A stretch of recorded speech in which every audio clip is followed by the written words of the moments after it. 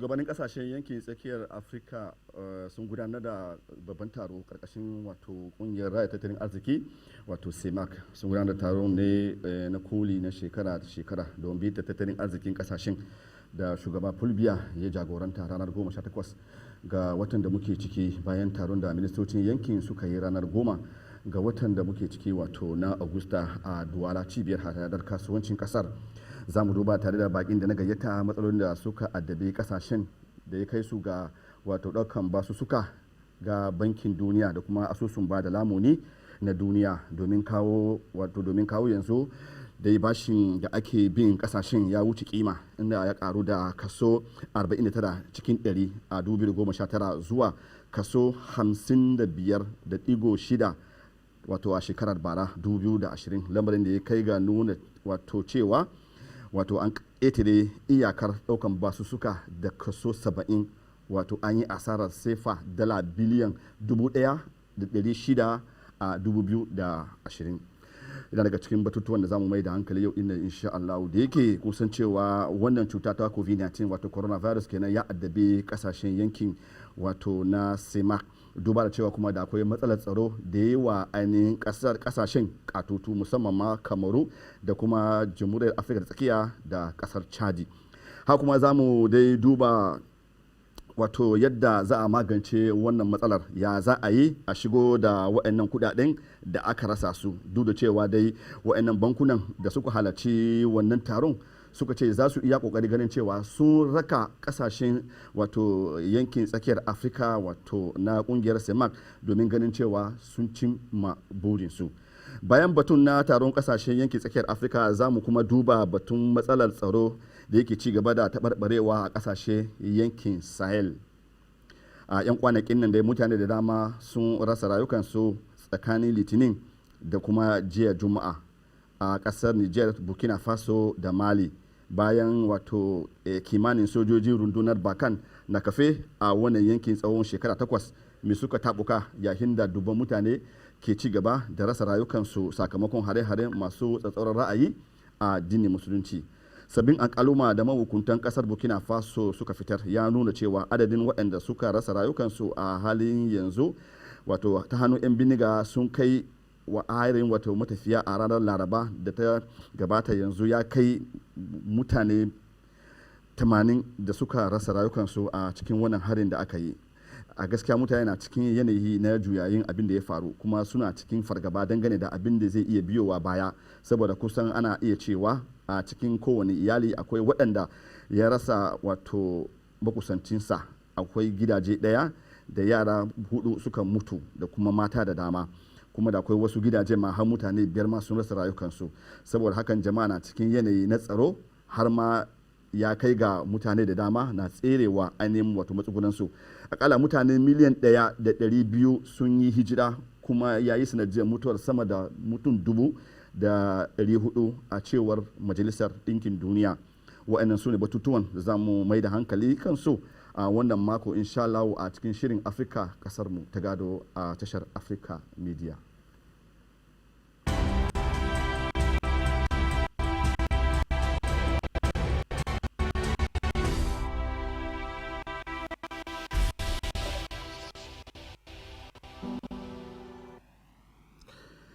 Jama'a assalamu alaikum wa rahmatullahi wa barakatuhu, daukacin al'umma masu kallo mu da sauraro, barkamu da wannan lokaci, barkamu da sake kasancewa da ku cikin wannan shiri mai tarin albarka wato Afirka kasar mu ta gado a tashar Africa Media. A yau dinnan dai kamar da ne muku wato bayani za mu mai da hankali kan batutuwan da suka shafi kasashen mu na nahiyar Afirka kamar da muka saba kowane mako a wannan tasha mai tarin albarka Africa Media. A yau dinnan dai mun dauki alkawarin cewa za mu duba wato batutuwan da musamman ma wato yankin tsakiyar Afirka wanda ake cewa CEMAC, domin kun san cewa a ranar 18 aka gudanar da babban taro ta wato hanyar bidiyo. Baya ga kafin wannan babban taro ministoci wato sun zauna sun duba yadda za a yi a magance matsalolin da suke addabar wato kasashen yankin wato tsakiyar Afirka. Idan kuka duba da akwai matsalar da ta addabi wato duniya baki daya wacce ta durƙusar da tattalin arziki har ya kai ga wato neman mafita game da wannan matsala na COVID-19 kuma baya ga haka kuma ga matsalar tsaro da har ila yau dai an kasa kawo ƙarshen su, kuma dukkan ababen kuɗaɗe ne suke fita kuma ba a san wato yadda za a yi a samu su ba ko kuma a maye gurbin waɗannan kuɗaɗen ba. Shi yasa suka gudanar da wannan taron domin ganin cewa an wato samu mafita. Wannan shine kuma baya ga kuma kamar da na bayani da dai zamu mai da hankali musamman ma kan rikicin da yake faruwa a yankunan mu na wato yammacin Afirka, musamman yankin Sahel. Kusan 'yan kwanakin nan dai a Burkina Faso da Mali da kuma zan ce Niger, mutane da dama sun rasa rayukansu. Shi yasa na gayyace masana harkoki wato masu nazarin harkokin tsaro da kuma masu nazari kan harkokin da ya shafi tattalin arziki da kuma waɗanda suke tofa albarkacin bakin su akan ababen da ya shafi kasashenmu na nahiyar Afirka. Kafin dai na kana sanar da ni cewa babu laifi za mu ya ci gaba da tattaunawa. A nan dama na muna nan tare da Adamu Dalhatu Dan Juma. Assalamu alaikum, barka da zuwa. Fatan kowa da kowa na lafiya, kuma masu sauraron mu a su mai da hankali su je iya nazarin da za mu iya mu tafiyar a cikin wannan tattaunawa namu. Madalla, ina farin ciki kasancewa tare da mu a cikin wannan zauren na Afirka kasar mu ta gado. A nan gefen ka kuma muna nan tare da Ismail Muhammad, matashi ne wanda yake gwagwarmaya domin wato kwato hakkin matasa saboda kasu dinga dogaro da kansu, kasu kasance waɗanda suke mara wa 'yan siyasa baya ba tare da an taimaka musu ba. Assalamu alaikum Ismail, barka da zuwa. Wa alaikum assalam wa rahmatullahi wa barakatuh. Da fatan kana lafiya ko? To alhamdulillah, mun gode Allah da Allah ya samu ka tashi a wannan rana na Asabar cikin koshin lafiya, kuma muka kasance a wannan fara domin kawo iyana mu fahimta dangane da wato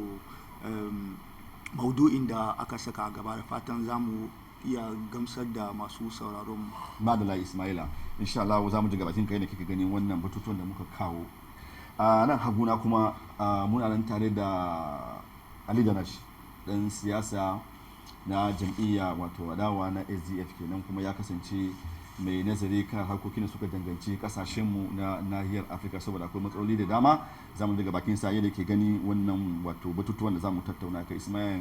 Aljanna, assalamu alaikum, barka da zuwa. To wa alaikum salam wa rahmatullahi ta'ala wa barakatuhu. Na farin ciki kwarai da gaske da kasancewa na nan, na mika gaisuwa na zuwa ga abokane da za mu yi tattauna da su a wannan zaure, kuma na mika gaisuwa mata musamman ga masu kallon mu da sauraron mu a wannan lokaci. Muna fatan kuma in daga ciki wadanda suka mutu din a bangaren Sahel nan inda musulmai da suke ciki, to Allah ji kansu da rahama, Allah sa su huta. Muna tambaya wato gwamnatin Niger da na Burkina Faso da na Mali ma su kara hakuri kwarai da gaske. Madalla Ali Danash. A hagunga kuma tare da ni muna tare da Alhaji Abubakar Garba, dan siyasa na jam'iyya mai mulki. Assalamu alaikum, barka da zuwa, kuma matsayinsa na masanin harkokin tattalin arziki. Assalamu alaikum Alhaji Abubakar. Alaikum assalam wa rahmatullahi ta'ala wa barakatuhu. Zakari, ina wa dukkan masu kallon mu a fadin duniya assalamu alaikum, da fatan suna nan lafiya, da kuma da su nitsu su saurare mu kawo musu irin abubuwan da zai amfana wa al'ummar mu musulmai da muke fadin duniya. Ina wa kuma duk wanda muka kira mu yau na musu assalamu alaikum. Wa alaikum assalam wa rahmatullahi wa barakatuhu. Jama'a masu kallon mu da sauraro, kun ji wato kaɗan daga bakin wato wanda na gayyata wannan zauren na Afirka kasar mu ta gado. Za mu duba matsalolin da kasashen mu ke fuskanta, musamman ma za mu fara daga kasar Kamaru, kamar da na yi bayani da zo. Insha Allah za mu duba yadda wannan kasar ke ciki, saboda matsalolin da suke fuskanta ba ma kasar Kamaru ba kawai, kasashe wato na tsakiyar Afirka da ake kira wato yankin Sema, domin har ila yau da akwai wasu matsaloli da waɗannan kasashe suka fuskanta, wato suka yi gaba da gaba tun 2020 da ita wannan cutar da ta addabi duniya baki daya, ita ce cutar coronavirus. Cutar dai ta samu gidin zama ne musamman a kasashen wannan nahiyar Afirka, musamman a tsakiyar wato jamhuriyar Afirka, a kasar Afirka tsakiya, kasashen Afirka ta tsakiya tun wato watan Fabrairu, kuma har ila yau dai wannan cutar na nan, kuma ya kai ga wato fitar da zunzurutun kudade domin yaƙi da ita wannan cutar har yanzu dai ana ci gaba da fitar da kudade kuma ya kai ga ainihin wato durkusa tattalin arzikin kasashen yankin CEMAC wanda suke bukatar cewa a kawo musu agaji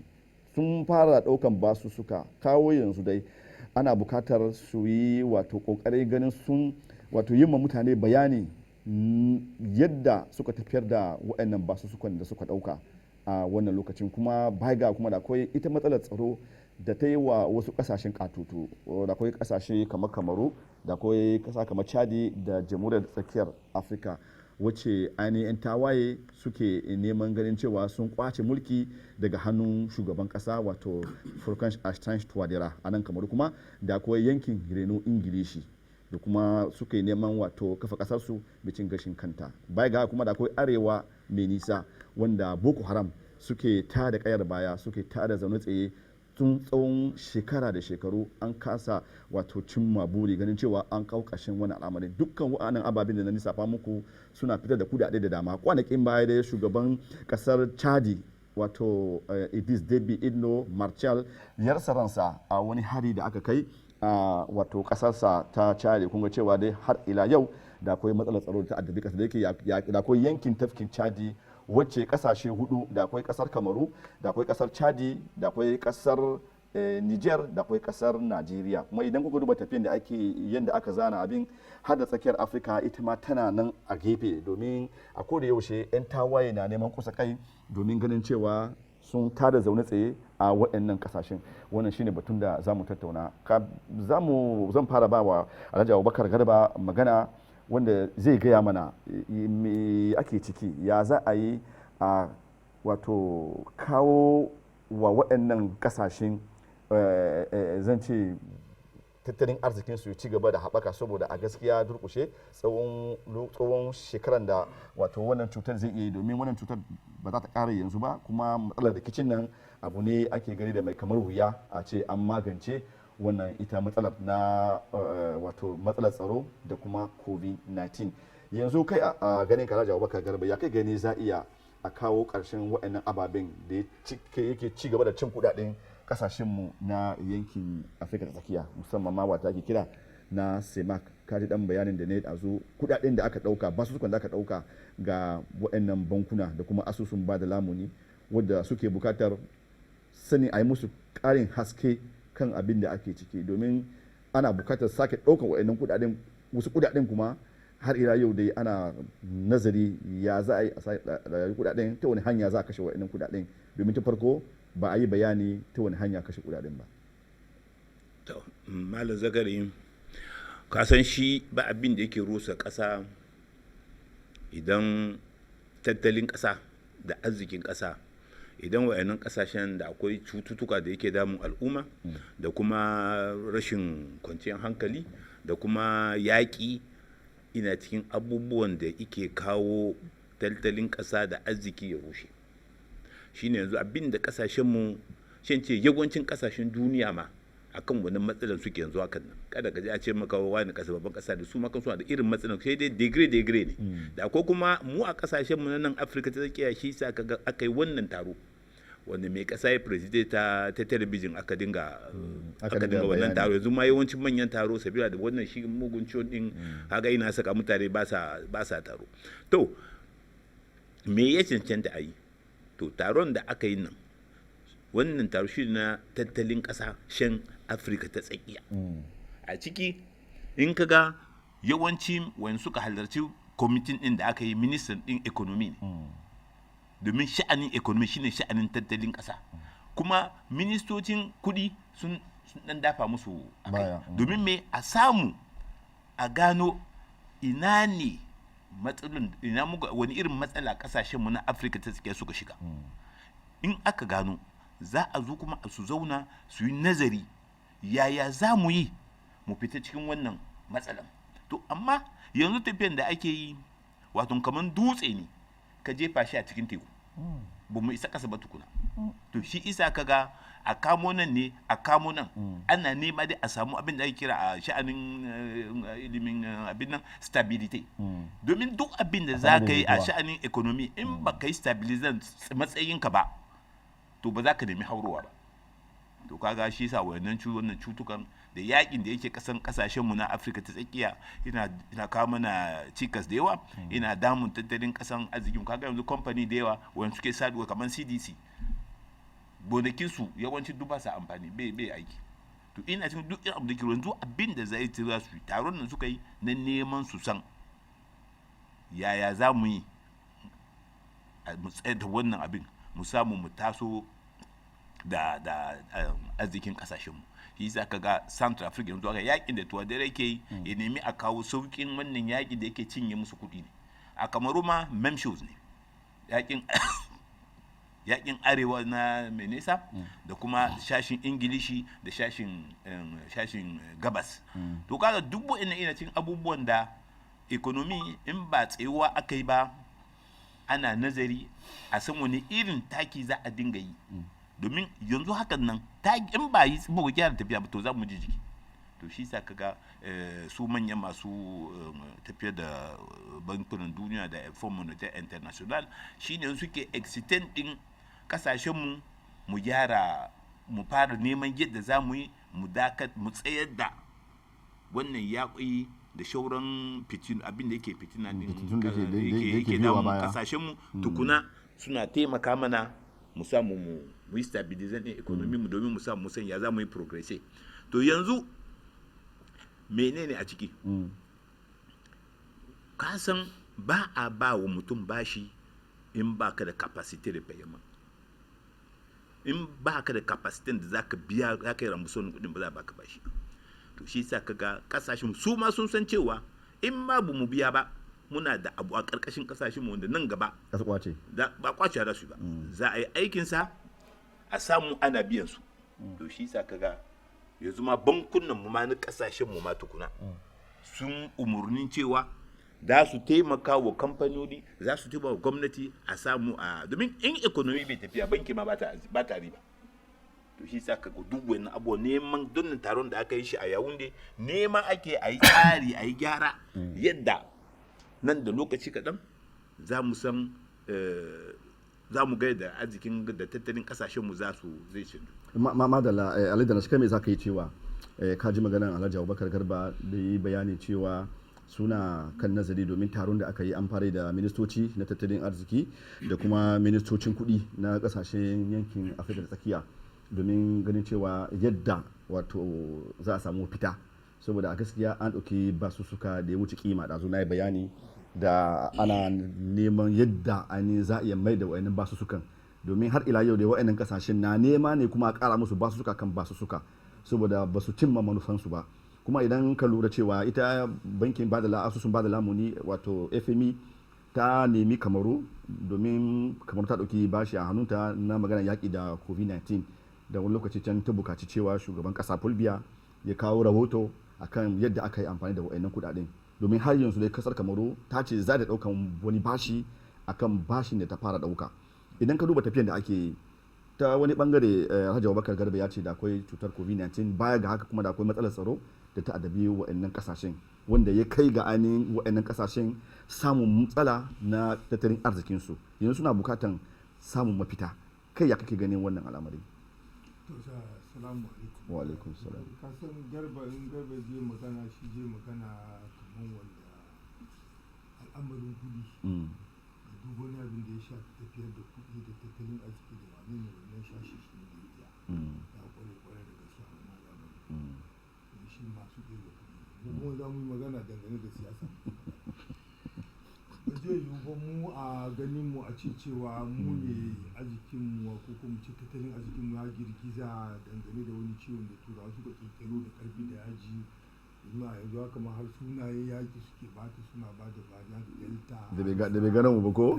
Da ganin mu ba, delta, alpha, omega, wane ne waɗannan sunaye ne na yaki wadda da gaske, wato kamar da rundunar sojoji ne ake ba mu irin waɗannan sunan. Kuma shi zama cewa wato ba mu da kanmu bane ma muka ga dama mu yi wannan taron din na duba tattalin arzikin mu, ko me yasa ban shina ba, domin bayanin da zai maka wato a taron zaka ga waɗanda suke magana su kuma su faɗa a ji.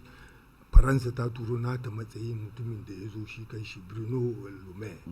shi ne ya zo magana da bakin Emmanuel Macron.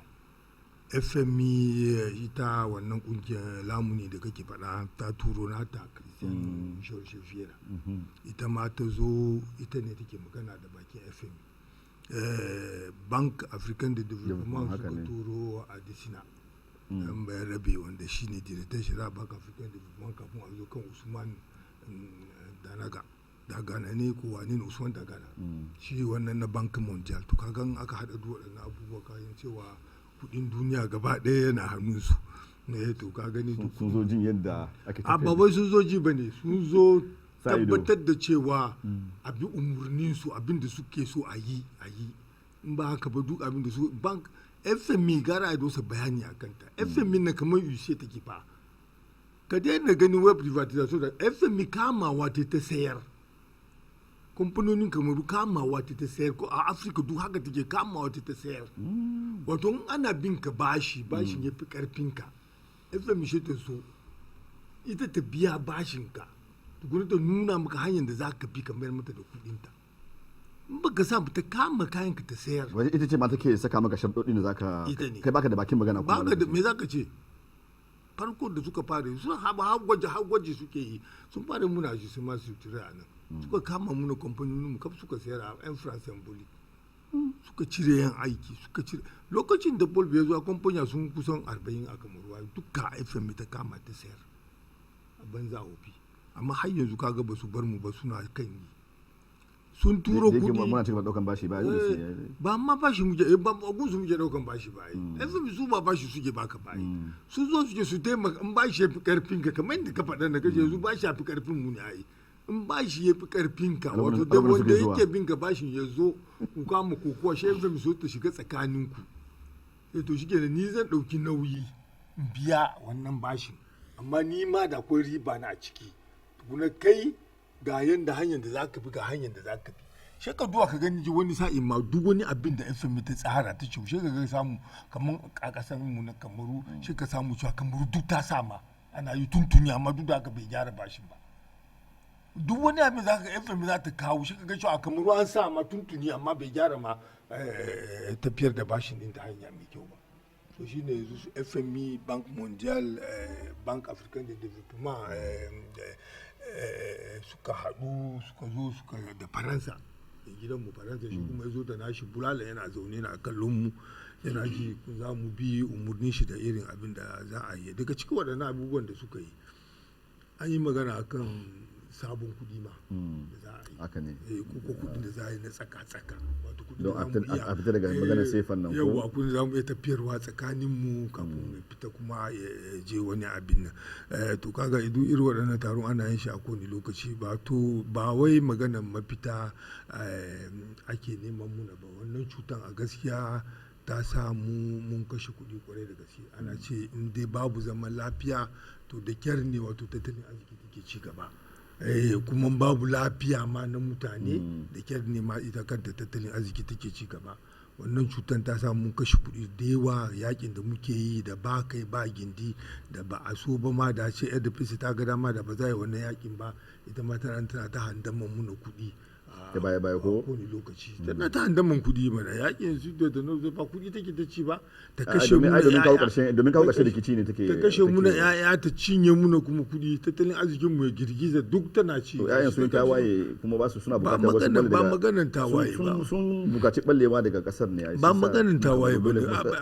da wannan suka soma ba da wannan suka soma ba inda ka zame ta nan zaka duba ba inda ka faɗi ba ba da wannan suka soma ba tsananin ne yawa wato yanzu abin ya kai ne an gagar tsayarwa ne ai kuma a durkusa a je a shirya da su kawai a shirya da su an ki don girman kai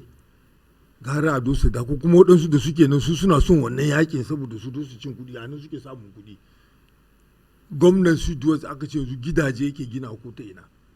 nan ke samun kuɗi ba ya yi gwamna nan kace aka ce mu kuma ba za mu ɗauke wannan da yake asashe ne babu tabbacin cewa abin da ya gashi to watakila domin nan television wani sa'in inda ba ka da tabbas a cikin mu kuma bara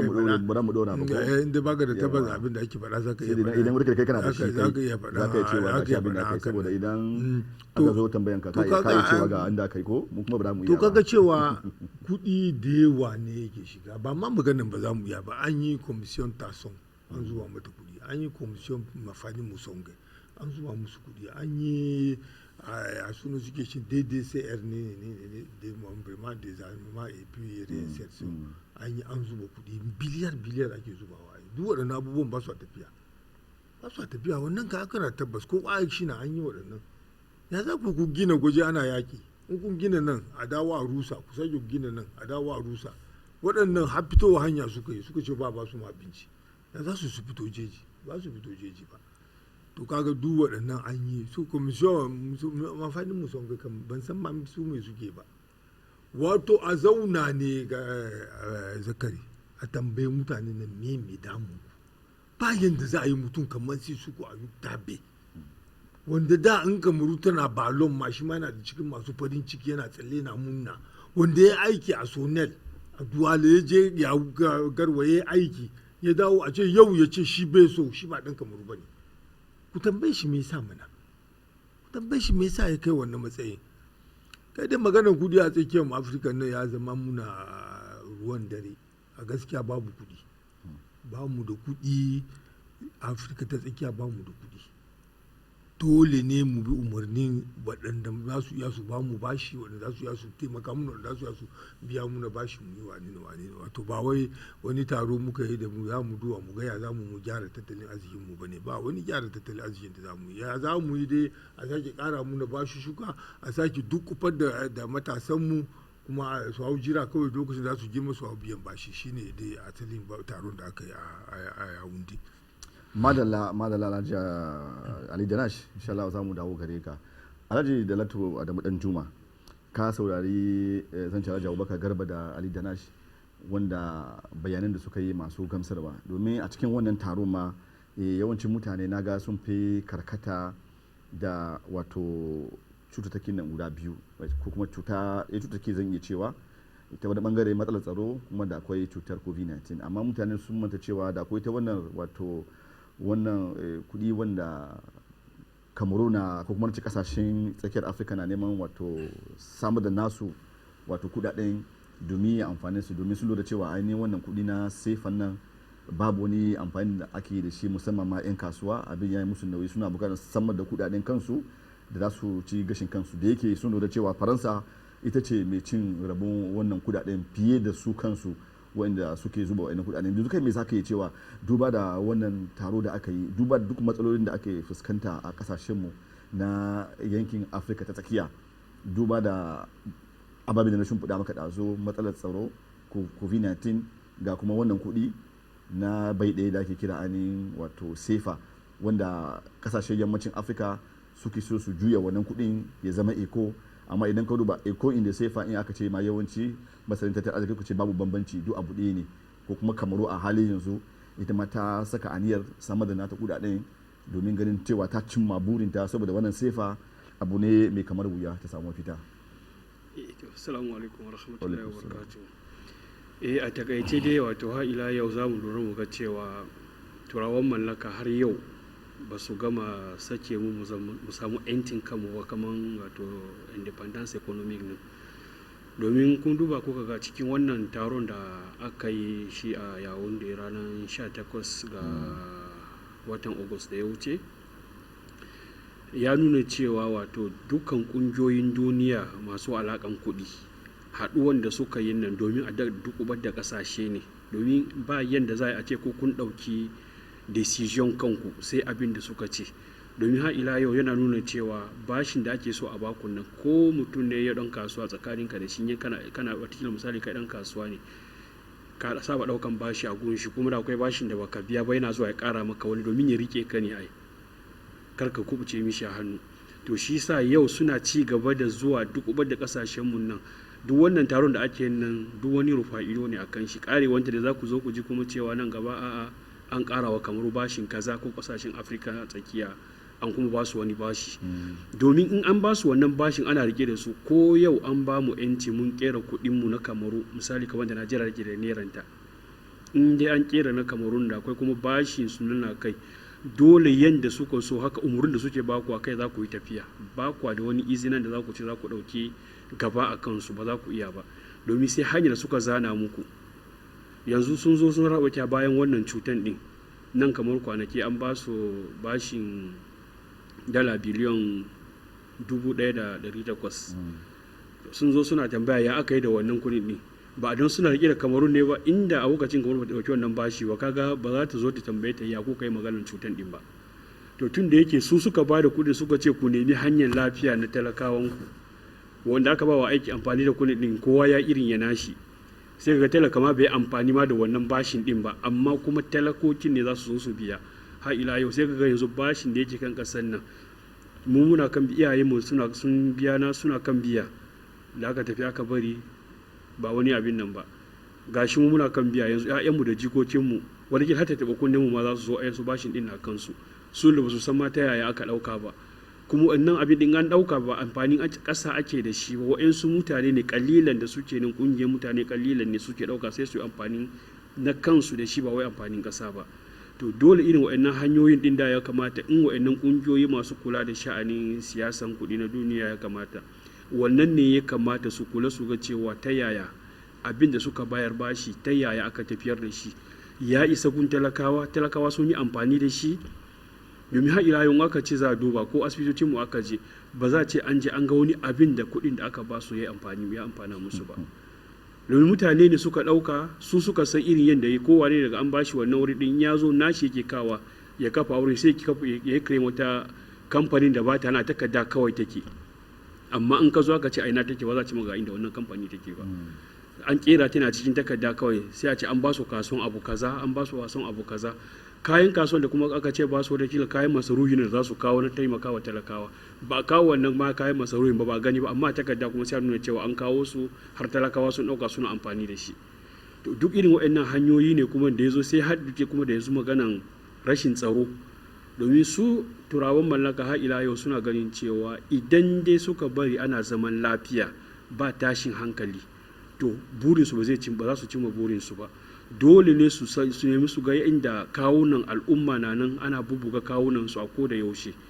in kuna cikin faɗan nan a lokacin da su suke samun hanyar shiga yanzu su ce za su zo neman muku hanyar lafiya ga kuma cuta ya zo za a neman muku hanyar neman saukin cuta to duk irin waɗannan ababen din ne yake haɗuwa da zai zo yau ya nuna cewa ta hanyar da za a bi a ce wani maganar kera kuɗi ko wani abin nan duk ba ta taso ba yau da ake cewa ana so Afrique de l'Ouest da suka yi kiran nasu eco suka zo aka dakatar da su da namunan Afrique Central da ake ce maganan sefa da ake gaba ɗaya da su yadda suke nuna cewa za a ba da izinin ko nan gaba su kera nasu kuɗin da za su yi amfani da su tsakanin su duk wannan ni na ganin cewa ruwan kundo ne da ba zai zo yi amfanin komai ba domin in ma an kera wannan kuɗin ba shushukan da suka riga suka bayar yanzu nan ya riga ya ɗaure mana jijiyoyi yanzu in ba an sauke wa'annan din ba to ba za a samu mafita ba kuma abu ne mai kamar wuya ko mai kamar wuya kenan ma mai wuyan ma kenan ba kama bane ma abu ne mai matsalan wuya take da shi domin in ka duba ka ga cewa wannan hanyar da su suka bi mu har yau mu bi su dai kawai muke yi kamar wato misali kai ne kana tafiye da akuyan ka kare daura mata igiya kana ja kaga kai da cin ciyawa haka muke tafiya da su don har ila yau su suna rike da mu ne kamar mu akuyoyin su ne kawai sun daura mana igiya wuya ne kawai inda suka ja mu suka je dole nan za mu je in suka gangara kawai haka za mu je yanzu ba mu san me kuma suke shiri a gaba ba an riga an kawo maganan covid-19 nan an kawo maganan rashin tsaro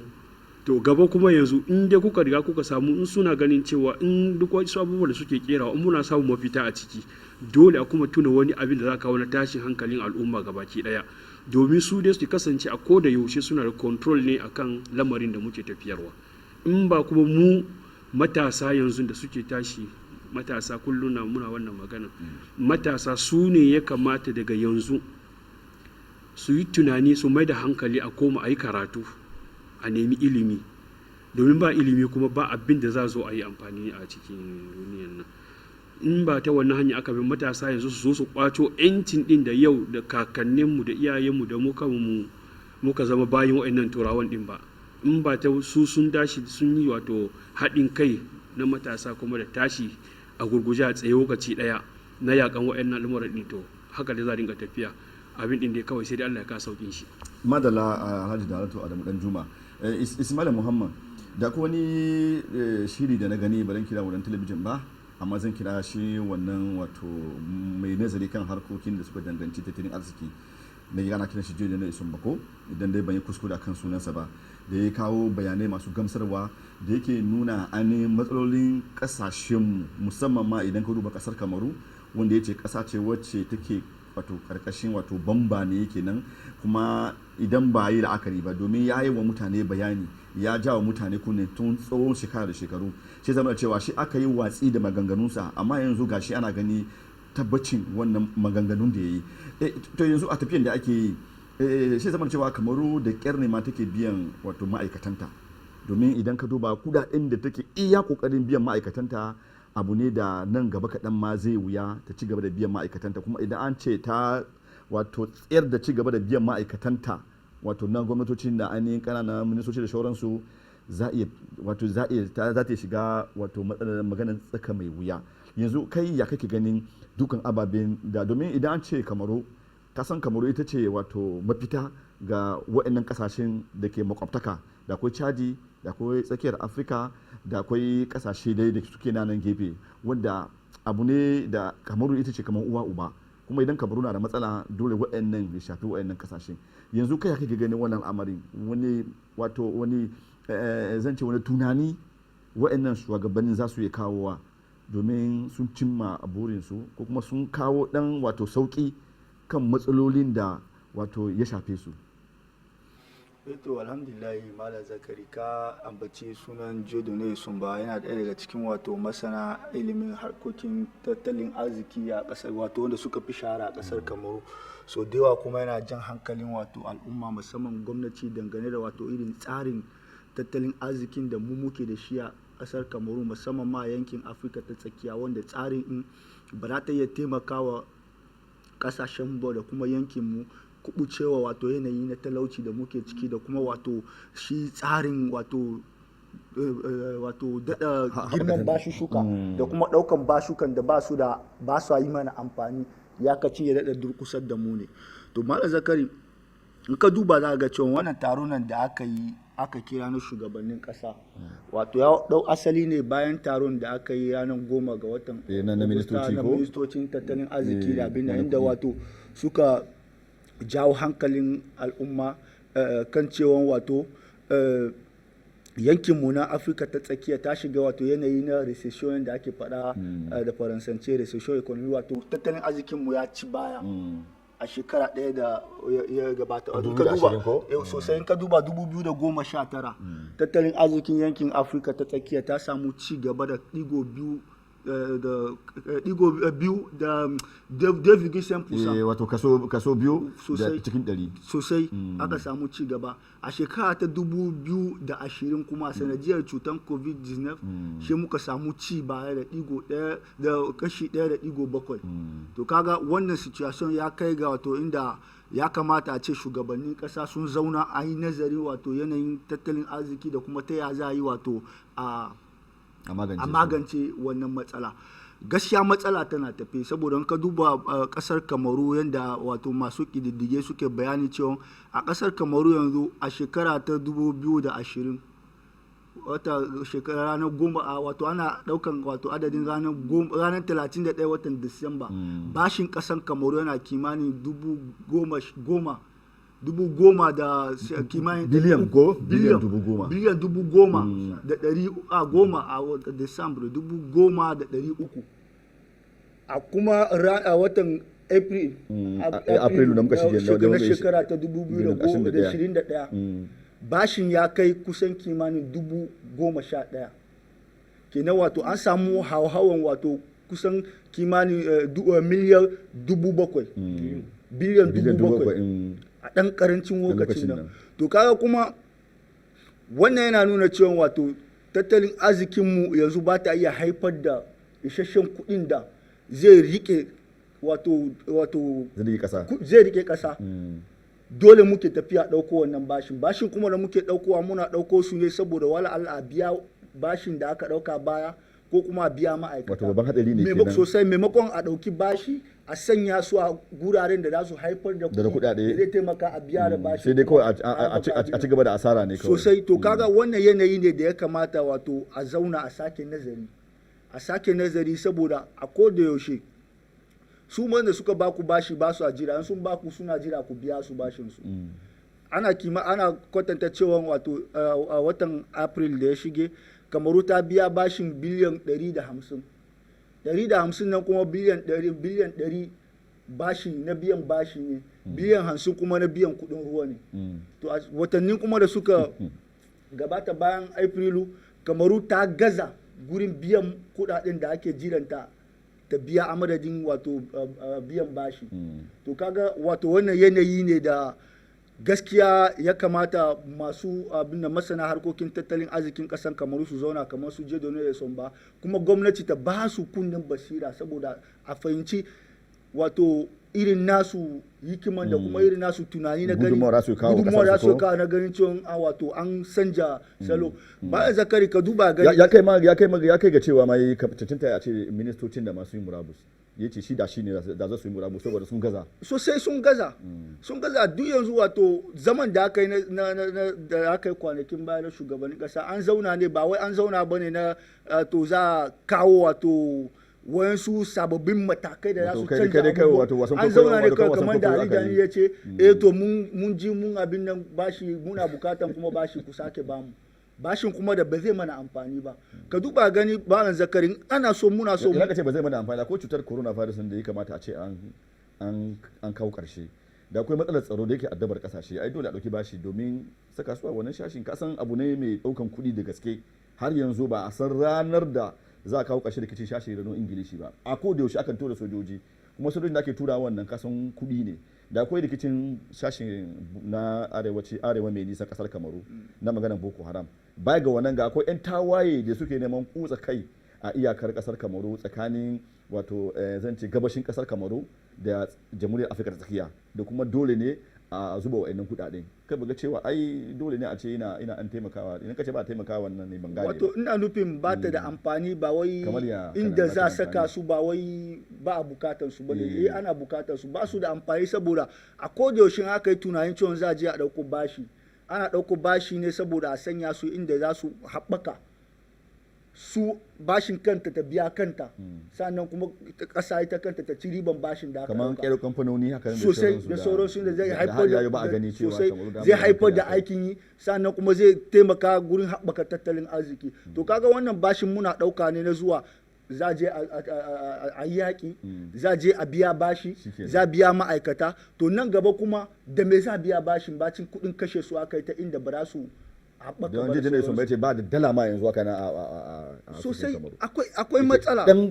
kudin da yake kawai na biyan ma'aikatan gwamnati sosai akwai matsala sosai. In ka duba ga kuma tattalin arzikin kasan yankin nahiyar Afirka galibin su ya ginu na kan man fetur. In ka dauka Guinea Equatorial, Gabon, Kamaru da caji ta wani dan yanayi da sauransu ya ginu na kan man fetur. To man fetur kuma mu duka mun san cewa sanadiyar cutar COVID-19 wato kudin gangan man fetur ya faɗi sosai. To in kai la'akari da wannan kana nufin cewa wato kudin shigan kasashen mu ya ragu da sauransu. To kuma mu tattalin arzikin mu ya ginu ne kuma ba gina shi bane akan sarrafa abubuwan da ake sayarwa. Galibin kuma abubuwan da muke amfani da shi daga kasan waje muke kawo su, abubuwan da mu muke sarrafa ba mu amfani da su. Ka duba ganin ka kawo itace su wani waye da sauransu duk kasashen waje muke kaiwa. In kasashen waje su ma consommation su yayi bese, to kaga dole mu ma ya impact economy mu. To kaga yanzu mu kuma abubuwan da muke amfani da shi daga shinkafa, daga kifi, daga waye duk daga kasan waje muke so su. To da wani kuɗi za mu saye su. To kaga da mu sarrafa tattalin arzikin mu ta yanayin da abubuwan da muke amfani da shi a gida muke sarrafa su, abubuwan kuma da muke kaiwa waje kamar da muka saba ba ma bukatar su, sannan kuma muna ƙara musu valeur ajoute, zai da kawo mana kuɗin shiga. Sannan kuma mu kuma kanmu kuɗin da muke samu daga ƙasan waje ba ma bukatar mu je mu kashe su a waje domin mu so shinkafa da kifi da sauransu. To kaga da an karkata tattalin arzikin mu zuwa ga wannan yanayi za mu iya fuskantar irin matsaloli da muke fuskanta yanzu musamman dangane da cutar covid-19 da kuma bashushukan da za mu ɗauko su na gina kamfanoni da za su taimaka wa tattalin arzikinmu su haɓaka. To amma a halin yanzu ba hakan nan ba ne, da fatan cewa wato shugabanninmu za su yi la'akari da yanayin da muke ciki sannan kuma su sake salo, saboda a gaskiya yadda ake tafiya hakan nan ko da an canja kuɗi yadda muke kodayaushe muke kira cewa a canja France CFA kamar da Afrique de l'Ouest take kokarin canja da eco da sauransu, ko da mun canja kuɗi in dai ba canja tsarin tattalin arziki ba wallahi ba abin da canjin kuɗi zai kawo mana na ci gaba. Madala Ismaila Muhammad, game da wannan bayanin da kai za mu koma ga Alhaji Abubakar Garba domin shi ma ya sake tofa albarkacin bakinsa, saboda an kawo korafi da suka danganci wato a matsayinsa na mai nazari kan harkokin tattalin arziki ya sake yi wa al'umma su kallo mu da sauraro bayani. Alhaji Abubakar Garba, ka saurari magabata musamman ma wato Ali Danash da kuma Ismaila Muhammad, duk da cewa dai Alhaji Dan Juma ya yi magana akan cewa kamata a ce matasa sun tashi bacci domin su ne wato kashin bayan al'umma, yayin da aka ce matasa sun kasance wadda ba su da aikin yi to da akwai matsala sosai. Kuma Ali Danash ya ce abu ne mai kamar wuya a ce za a magance wannan matsalar, saboda ainihin yanayin da ake tafiyar da tattalin arziki a kasashen wato Afirka tsakiya abu ne da ba a yin shi bisa ka'ida. Kuma zan ce Ismaila Muhammad ya yi bayani da muke bukatar ka ba mu amsa a kai, saboda ya ce basukan da ake dauka ba gani amfanin da ake, saboda amfanin shi yawanci akan yaƙi ne da kuma yaƙi da cutar covid-19 da rikicin da ake faruwa a duk wato kasashenmu. yanzu zama da cewa basukan da muke dauka ma ba na haɓaka tattalin arzikinmu ba ne, a'a tafiya kawai yake a cikin ruwa, ba a ganin abin da yake kawowa. Saboda ba har ila yau dai ba ga wasu kamfanonin da aka ce kasu sabbi an kakkero su wanda za a ɗauki matasa aiki, kuma yanzu kasar kamar ta kasance ma cikin wani hali. Domin kwanakin baya tsakaninka da Ali Danash, domin ya yi magana wadda ina tunawa nake ga satin da ya shige ne kuma satin can sama da kai magana cewa ba za a iya cewa kamar ba ta da dala a cikin wato asusunta ba, bayan za ta kamar ba ta da dala. Idan aka ce kamar ba ta da dala to abin kuma ya kai ga ainihin wato matsala, amma kamar na kokari ganin cewa tana biyan ma'aikatanta. To kai kana gani da wannan za a ci gaba da dogara haka nan har wani lokaci? Zakari, wato muna haɗe-haɗen analysis daban-daban ne. Shi sha'anin basu suka kaman da suka yi magana, wannan manyan bankuna ba sa ba mutum bashi domin kai kiran kamfani, mutane su fara garewa tukuna. Kuma a tafiyar tsarin da yake duniya yanzu, gwamnatocinmu duk ba wani gwamnati mai kiran kamfani domin an nuna cewa an yi privatizan komai, gwamnati ya cire hannunsa a cikin kamfani. Mutane su dinga fahimtar wannan tukuna. Bayan haka, bank lokal su ne da 'yan ƙasa da 'yan baƙi in suka zo, su ne suke tafiya wajen wa'annan bankunan ɗin su samu bashi da su kira ɗin kamfani. Ba gwamnati ba ne mai kiran wannan abin. Bashi kuma da gwamnati ke tambaya, gwamnati baya tambayan Fund Monetaire International ko Bankin Mondial ko Europe ko abin nan, da akwai dosiyar da ake yi. Ba haka ake tafiya ɗauki kuɗi, a'a, da akwai abin da za a yi, da akwai abin da gwamnati ya nuna cewa zan yi kaza. A nan ake ganin suna da duk expert, suna zuwa su yi nazarin abin ɗin, ya abin zai yiwu. In bai zai yiwu ba su ce ba za su bayar ba, in kuma zai yiwu za su ce za su bayar. Amma ga condition da za mu ba ku kuɗi, a wannan condition in kuka yadda shi ku ɗauka. Wannan take so mu fara gane wa kanmu tukuna. Ba wani abin da ike cewa ba za a iya samun magani ba. Magani za a iya samu akan me? A zauna kamar da suka zauna nan, aka yi nazari, a yi kuma respectin wa'annan ka'idodin ɗin. In aka yi wani ƙa'idodin za ka ga za a samu. Shi zan ga maka, wato ko me za ka yi, ko kai ne ko ni yanzu na ɗan aiki, in na ɗauki bashi ba ni da projet bankab, abin da ya kira kenan, wato projet wanda zai kawo kuɗi ba. To in na ɗauki kuɗin, in na kai wani waje daban, ai kaga na ishuwe, wannan abin kuma bai zai yiwu ba. To ina cikin irin abubuwan da nake ce waɗannan mutane, duk wani abu projet economic zai iya samun mafita in mutane suka zauna suka yi nazarin abin sosai yadda ya cancanta, suka yi nazarin kuma yadda za a samu a mai da wannan bashi ɗin. Mu kuma mu dinga gane abu ɗaya, waɗannan mutane da kuke gani kuke ce suna mutane ne, su ma suna irin nasu, sun san irin nazarin da suke mana, sun san inda za su yi su tukufar da duk kuke faɗa duka. Ƙasashenmu, tattalin ƙasashenmu, kamar ɗazu kun yi maganar cewa a taron da aka yi an ga Fond Monetaire International, an ga Banque Mondiale, an ga Europe, an ga c'est normal. Ça veut dire que ai ba mu da 'yancin tattalin ƙasashenmu. Kada ku nemi ku samu akan abin da ba mu da wani abin. Tun tomi manyan 'yan siyasan da wanda aka yanke su, aka kashe su, sun nuna cewa ba a ba mu independence economic ba. Politik ɗin ma suna ne an ba mu. To kun gane shi isa ko ga yanzu ku dinga aiki kuna duk wani matsalolin da kasashen mu na Afirka suke ciki akan meye, akan ƙarashen wato abin da ke tsakanin ko kuma yarjejeniyar da yake tsakanin kasashen Afirka da aka yi kafin a samu 'yancin kai zuwa wasu shekaru. Shi yasa kaga ake nema kuma a dawo da mu wa'ancan shekarun da kafin independence, domin me a samu a tafiyar da mu. Maganan kenan ba wai domin fulbe ko kuma sasun gaisu ne ko abin nan, duk wanda yake kan mulki yanzu Afirka abin da ake so kenan. Shi yasa ko shi ai mana kiran yaki ta nan, ai mana kiran problem ta nan, ai kiran abu kaza ta nan, domin me hankulan mu ya tafi can. Hankulan mu ne zai tafi can. Yanzu duk yakin da ake a kasashen Kamaru, Central Africa, Nigeria, Chad, Burkina Faso, Niger, Mali, akan me? Inda ba yaki wannan abin da bai fitowa, ba za a shiga wannan matsalan ba. To ku lura su waye masu kiran wa'annan abubuwan da tattalin kasan mu yake rushewa. Manyan kasashen ne. Kasashen mu yaki suke su samu da yau in aka nace maka yau in wa'annan manyan kasashen suka ce yaki zai tsaya domin za su daina ba su kuɗi, za su daina kayan aiki, za su daina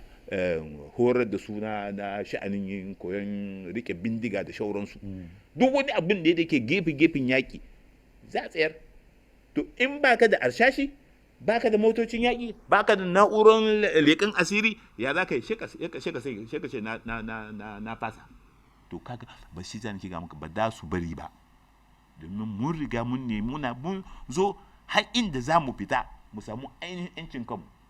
To shi suka yi zaka suke kiran da kiran duk wa'annan yaƙin da kuje ganin nan ba haka yake faɗo mana ba. Ai mu suke nema, su ba sa fitowa kan gaba. A cikin mu ne ina sake nana ta magana a tashin kunnan, mu ba ma son kasashen mu, domin za a bani maganin yaƙi Ali. Akan me zan yaƙi Ali? Domin Ali yaƙi yin abin da suke so. Magana kenan. In za mu yi nazari abin da d'une manière objective. To shi sa kaga tattalin kasashenmu na Afirka yake muke cikin fuskantar wayansu mugayen hanya. Ba yadda zai yanzu sannan me aka yi a Burkina? To kaga duk abin da tattalin da kudin da Burkina take samu a kasanta da wanda take ciwo bashi. Bashin kuma ba wannan da muke sayin convention nan bane, ba shi bane bashin. Babu makamai suke yi. Makamai suke bamu, wanda Fond dai bata bamu makamai. Banque Mondiale bata bamu makamai. Union Européenne ba sa bamu makamai. Manyan kasashen suke ce ga muna da foire, ku zo ku ga irin makaman sababbin generation da muka yi kreye. Kafin ku zo an riga an sayi mutanen ku, sun ba sa son kasan su ai. A'a mu sai an ba ku makamai bashi. Bashin nan kuma an miƙa tura muku kenan tun da yake sheku shuwa neman nuna da makaman za ku yaƙi wa'ancan mutane. To ba ku yaƙe su ba, ana ƙara muku yaƙi, ba dole a rusa muku ƙasa ba. To irin abubuwan ke ce mutane, mu ne matsalolin ƙasashenmu na Afirka. Duk wani hanya na nan in dai muka yadda ni aka yi opposite na a Ali, ko Ali aka gagara opposite Ali da Ismaila, ko da wallahi ƙasashenmu za ka ga da suka da muna da irin wannan yaƙin ne. Yau kowanne sun mulki sai a suka maka, yau gashi duk duniya duk kasashe an ba da development fitinan da yake ciki kenan amma su ba su da shi. Madalla za mu dawo insha Allah domin mu karkare wannan zaurin. Ali da ka sarwa da Alhaji Abubakar Garba yace gabaki ɗayan da yancin kan da aka ba ma kasashen nahiyar Afirka idan ya duba ta shashin mu nan tsakiyar Afirka gurbatattun wato zance yancin kai aka bayar saboda yayi maganan in wato mazan jiya waɗanda suka yi gwagwarmaya domin ganin cewa kar mu ɗauki irin wannan yancin kai da ake bukatar bamu amma sai muka yi uwar kunnen uwar shegu da yake abin da yake gaban mu shine mulki to shi zama da cewa yanzu ga matsalar da muke fuskanta to yanzu me ce mafita daga mu yayin da ya faɗi ga ai wato in dai irin incin kai din da ba ta da kyau din muka dauka gurɓaɓɓiyar incin kai ai mun samu waɗansu shekaru sama da 20 ko 30 haka da za mu gyara abubuwa da muka gyara ma abubuwa da muka so ma mu fita ma cikin irin waɗannan matsalolin da muka samu kamfanoni kamar 40 a wannan lokacin kafin dai waɗansu su su ɗauki mulki kamar yadda ya tafi su zo ta ɗauka muka tukuna ta soma rusa muna kamfanoni ai ga buna an yawan na ai daga 1960 daga ce maka ma daga shekara 1957 har zuwa shekara 1988 ma da 88 ma a lokacin da ayi kamaru su kansu har shugaban kasan kamaru ma taɓa cewa su kan ba su tafi bankin lamunin duniya ba fmi domin fmi ita ishe ne ba ruwanta ba shi take zuwa ba ka ba ta lallashin ka kama wata ke ta sayar uzashen vanta uzashen aka yi da kayan sayar da kamfanonin mu aka uzashen kuma baturawa zuwa da cewa gwamnati an ce gwamnati su ci da hannu abu ne da shi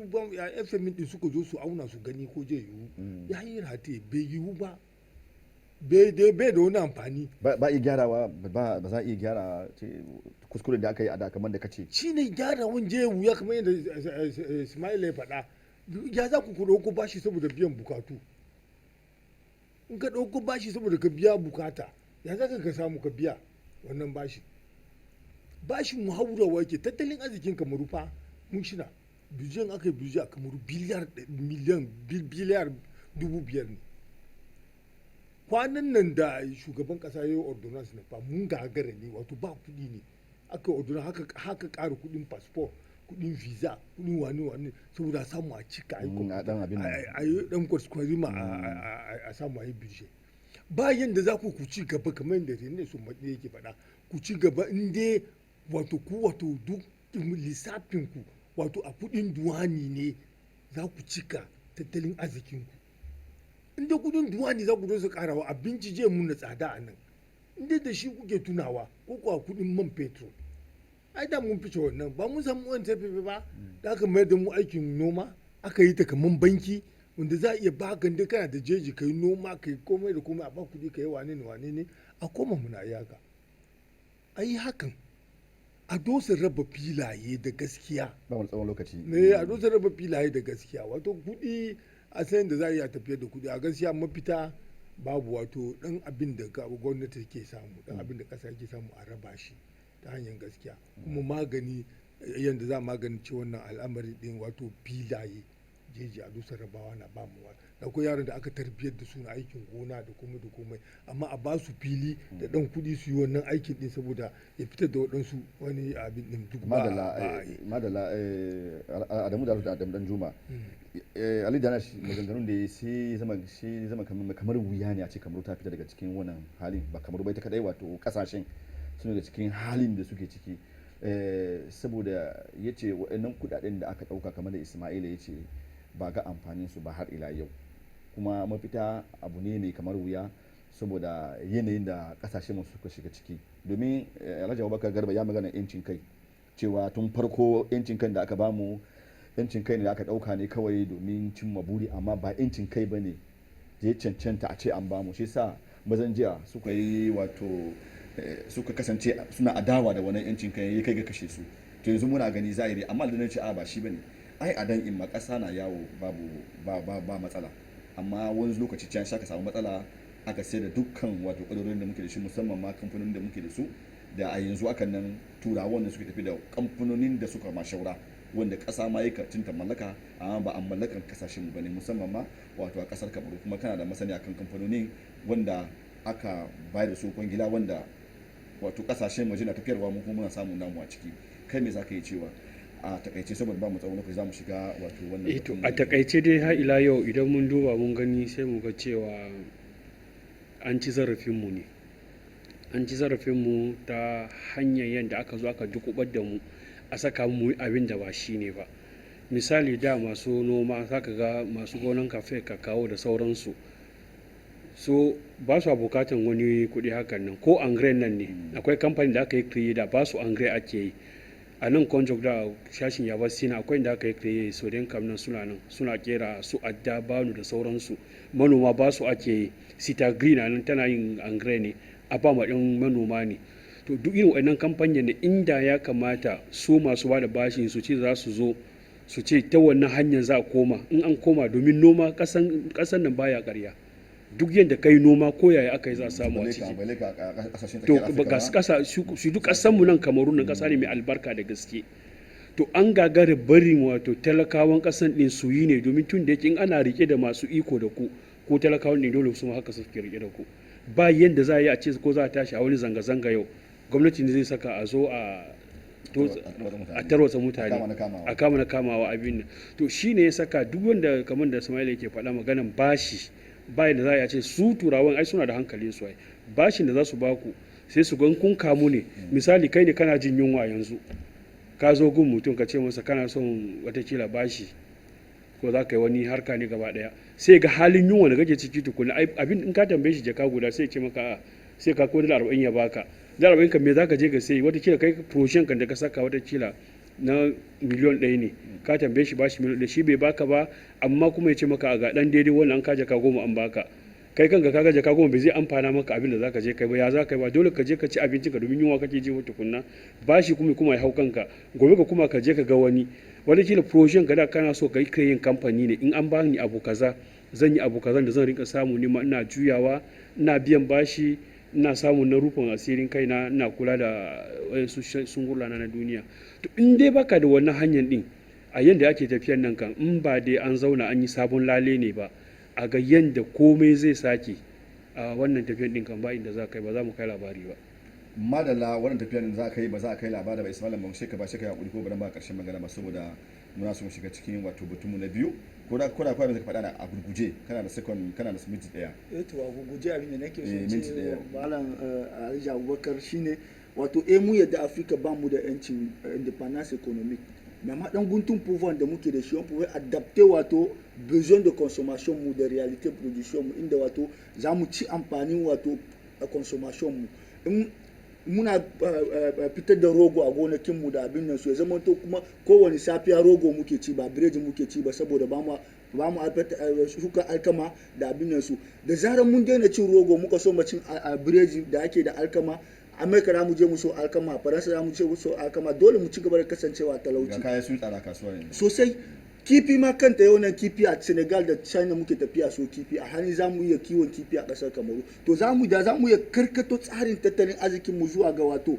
abubuwan da muke amfani da shi, wallahi za mu kubutar da ƙasashen mu daga wato wannan mummunan yanayi na bashi. Sa'an nan kuma ƙasashe su suke tsarin program su je su gabatar wa wanda suke ba su bashi. Ƙasa Kamaru ba yanzu mu yi tsarin za mu haɗa gasar cin kofin Afirka ba, biliyan 3,000 muka kashe na wannan wasan, da biliyan 3,000 nan mun zuba su a hanyoyin fitar da hanyoyin da zamu ga fitar da abincin gona daga ƙauyukan da sauran. Kana gani wannan ba kudi ne zai shigar wannan gasar ga kasar Kamaru? Wata ƙasa ka dubawa da kai wata ƙasa gasa ya taba sa ta ci gaba, ko Brazil da aka sa da ta shahara wasan ƙwallo ba ta ci gaba da gasanni ba da sauransu. To kaga ya kamata wato mu sake tsarin tattalin arzikin mu, in za mu je mu ɗauko bashi a yi sa kan program development ne. An yi program development agriculture da deuxième generation ina yake? Da kudin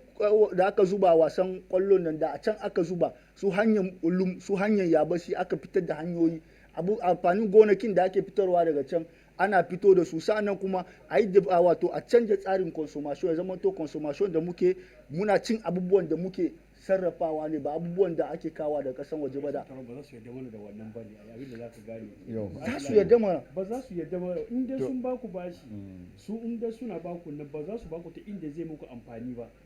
ku ce wai na ci gaban kanku a ku yadda za ku to alakar da muke da China mun ga Najeriya da Buhari ya zo da ake yi da Buhari ya zo a Najeriya da Buhari ya zo a Najeriya ya zo da dankali program ake yi fa ya zo da program shinkafa ya ruwan da suka yi suka ci gaba da dankali ake busarwa yi filawa yi baradin kumba da kowa sai turawa sun gaya mana za mu yi wannan wannan sun bar bar dala 40 ne yanzu ya zama dala 40 ne da yau ga su kamar yana dankali mutuwa ake kuma yi. kullun daura zannuwa muke ya zan mu je mun tashi a cin baraji ƴaƴan mu na cin baraji ko na gani Kuma ga wayewa kamfanin yanzu kamar sai ka ci barajin nan ne ai shawaran da ya kawo na cin rogo daidai ne na da daɗi to lokacin da dankali ake yi ga mu yi amfani ga zaki mu yi amfani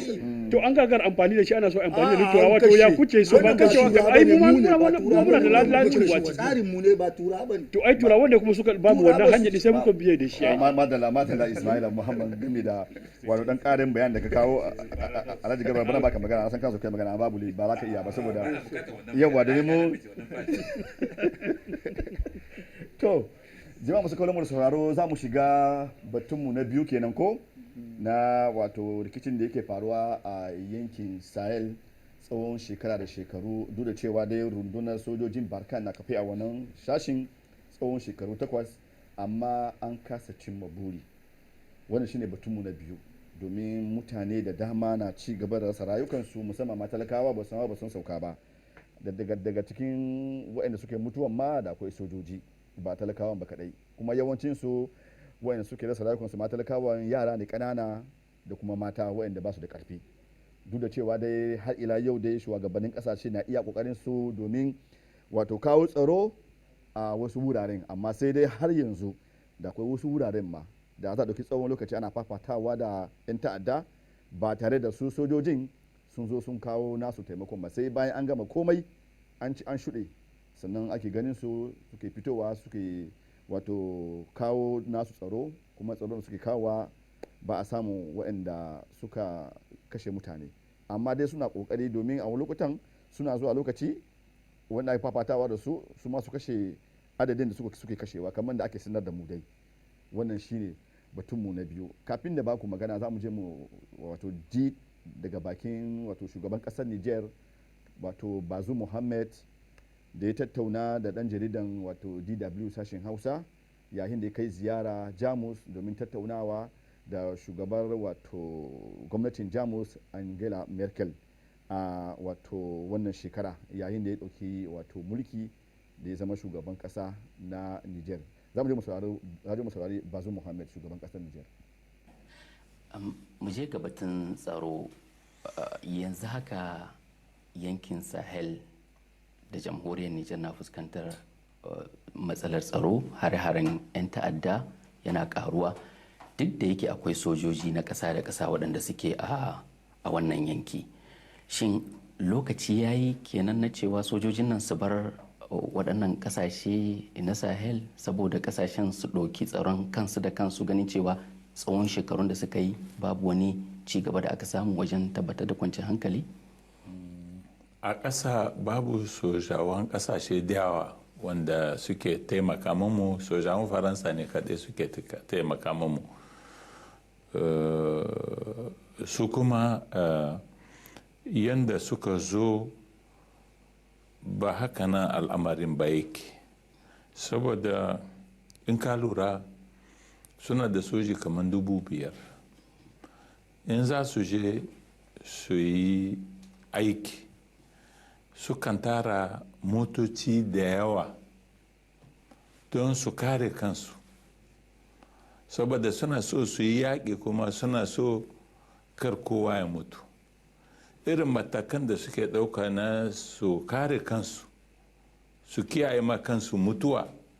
to irin waɗannan matakai ba su dace ba da irin yakin da suke nan gayi saboda su ba sojawa ne ba masu ƙarhi mai kama da su suke fuskanta ba a'a 'yan yara ne busan motuna suke in suka gane su ko suka ji kamshinsu ko suka gan wulginsu ko min nisansu sai su gudu su ɓace musu sai su yi ta yin shawagi amma ba sa gamuwa da komi saboda ba mai su kai musu hari ne ba wa'annan yaran nan suna tsoronsu kuma komin jirage da drone da suke amfani da su suke neman su sai su ɓoye ƙarƙashin itatuwa ta yanda ba za su hange su ba, barantana su tunkare su. Kenan kaga yawan soji ga yawan soji amma ga rashin tasiri shine president Macron ya gane, ya ce zai rage yawan takewan soja wannan nasu, wato ko ya rage su, wannan rage wanda zai yi ba zai yi wani tasiri kan kalubalen da mu muke da shi gabanmu. Shi yasa mu mun goya ma wannan niyyar tashi baya,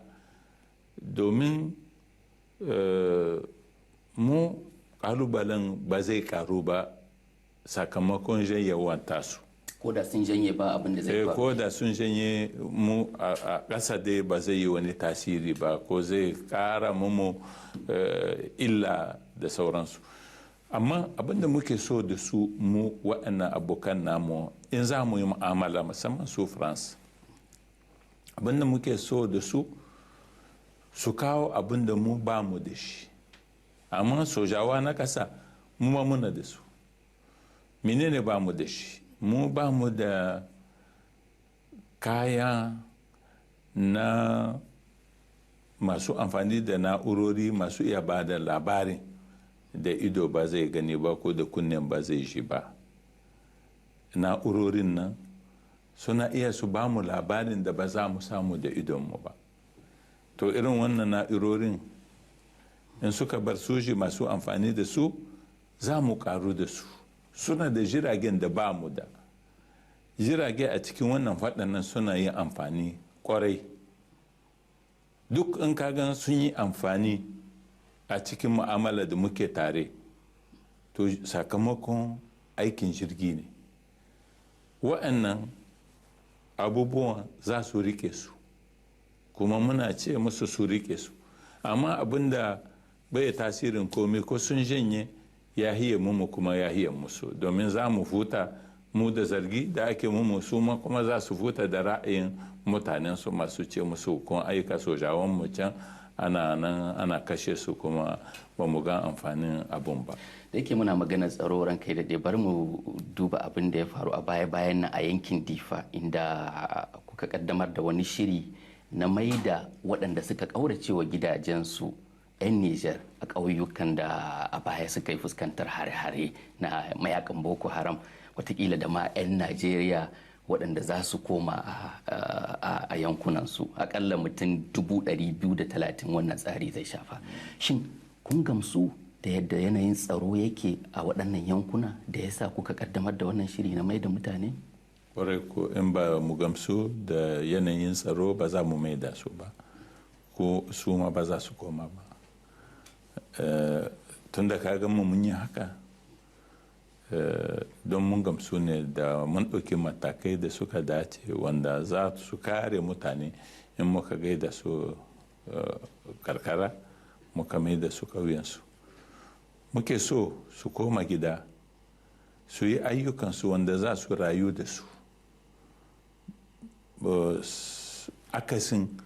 yanayin da muke ciki na an bar wuraren da su 'yan Boko Haram suka mamaye kuma suke amfani da su ta hanyar rayuwarsu. Duk wanda suke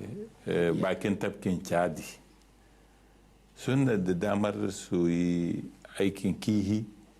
amma da yake sun janye sun bar Boko Haram su ne suka mamaye wurin kuma suke wannan aiki. Mun kori Boko Haram kuma za mu kore su daga nan,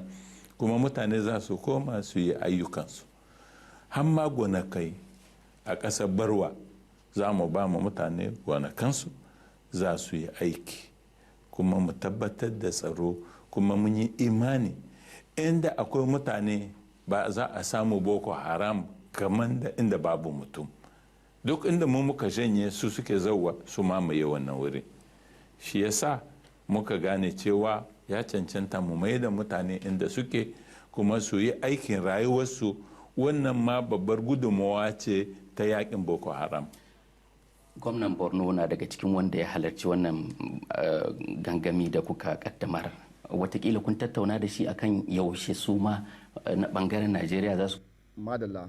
wato shugaban kasar Nijar kenan Muhammad Bazoum da wato ya tattauna da dan jarida da bata da dan juma ka saurari Muhammad Bazoum kuma kun duka kun saurari Muhammad Bazoum da kundin basira musamman ma kan wato zaman sojojin kasashen musamman ma kasar Faransa wanda ake kira barka wanda suke nan sama da 5,000 a wannan wajen ka ji bayanin da yi masu gamsarwa kai me za ka yi cewa gami da maganar da yi domin har ila yau dai abin na ci gaba da kamari mutane ne suke rasa rayukansu kuma idan ka duba tattalin arzikin wannan yankin na kasashen sahel a gaskiya abin tausayi ne saboda ba sa ci gaba ba a samun ci gaba ta bangarori da dama kai me za ka yi cewa gaskiya abin da shugaban kasa ya faɗi ya yi magana ne mai ma'ana da gaske kuma wannan ji ya taɓo cibiyan maganan ɗin ne ma cibiyan zancen ɗin kenan domin duk yadda aka yi yadda su turawan mallaka suke yi misali kamar da yi magana kan ƙasan faransa ne su zuba mutanen su da suka yi a wurin ɗin bai amfana ma duk waɗannan ƙasashen gabaki ɗaya bai amfana musu a komai ba domin inda yakin da suke so su yi nan da gaske su yaƙi ko boko haram ne ko yan ta'addan da suke wa'annan wuraren ɗin ne ai akwai matakan da ya kamata a ɗauka da faransa ana cewa geopolitik to su ba su ɗauki wa'annan strategin ɗin ba su suna ganin cewa watakila zuwa su zo su kawo makamai su kawo abin nan kayan in za su fita a san ga sunan sun fito misali ba ka je maganin cewa su kan fita da motoci da yawa kayan wa'annan duk wannan me yake amfana in kuma sun je din sun dawo haka suke wanda ko su yi nema kuma kun je ba ku ganin su to a sai ya nuna cewa aikin da kuke banza ne su kuma wa'annan mutane din suna da nasu siyasan da suke yi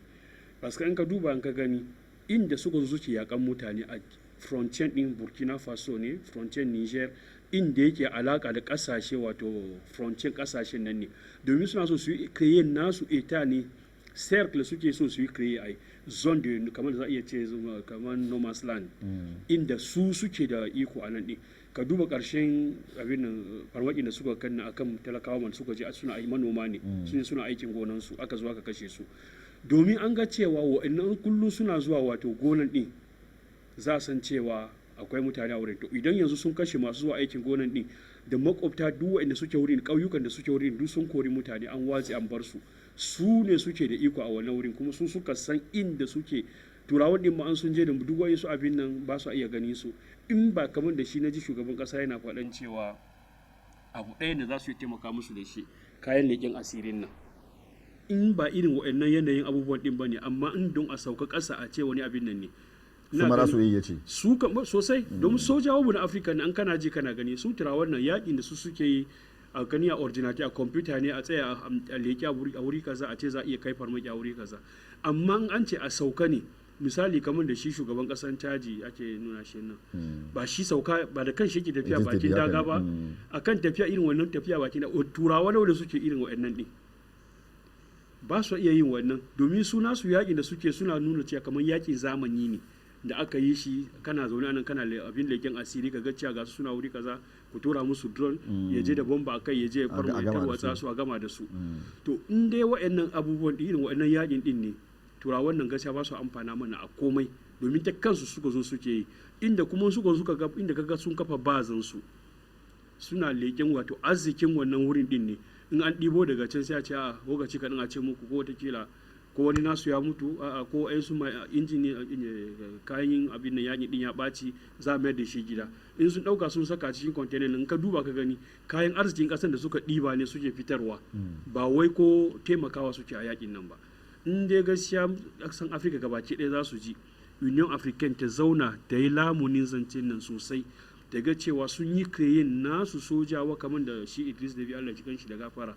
hanyar da ringa ɗaukar nan yana bi inda wato duk shugabannin ƙasar afirka sun iya bin irin wa'annan hanya da umarnin da ya ɗauka yake tsara wannan to ina ganin cewa wa'annan maganan boko haram da sauransu nan za a iya yake su ismail muhammad kai me za ka yi cewa kan wato kaji tattaunawa da aka yi da bazu muhammad wanda ya bayanin cewa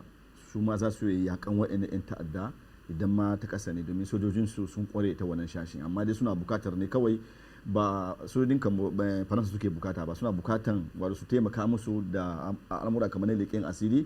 da wato maganar tauraro dan adam da inda za a ga inda suke da abin da ake gani da abin da ba za a iya ji ba wannan shi suke bukata da yake su suna da shi kuma suna da shi menene sa ba su amfani da shi domin taimakawa kasashen yankin sahel? Eto da farko in ka gama jin bayanin shugaban kasa Bazoum, in ka cire mata mayafin siyasa za ka fahimci cewa shi kansa baya bukatan sojojin faransa a kasar niger saboda ba su da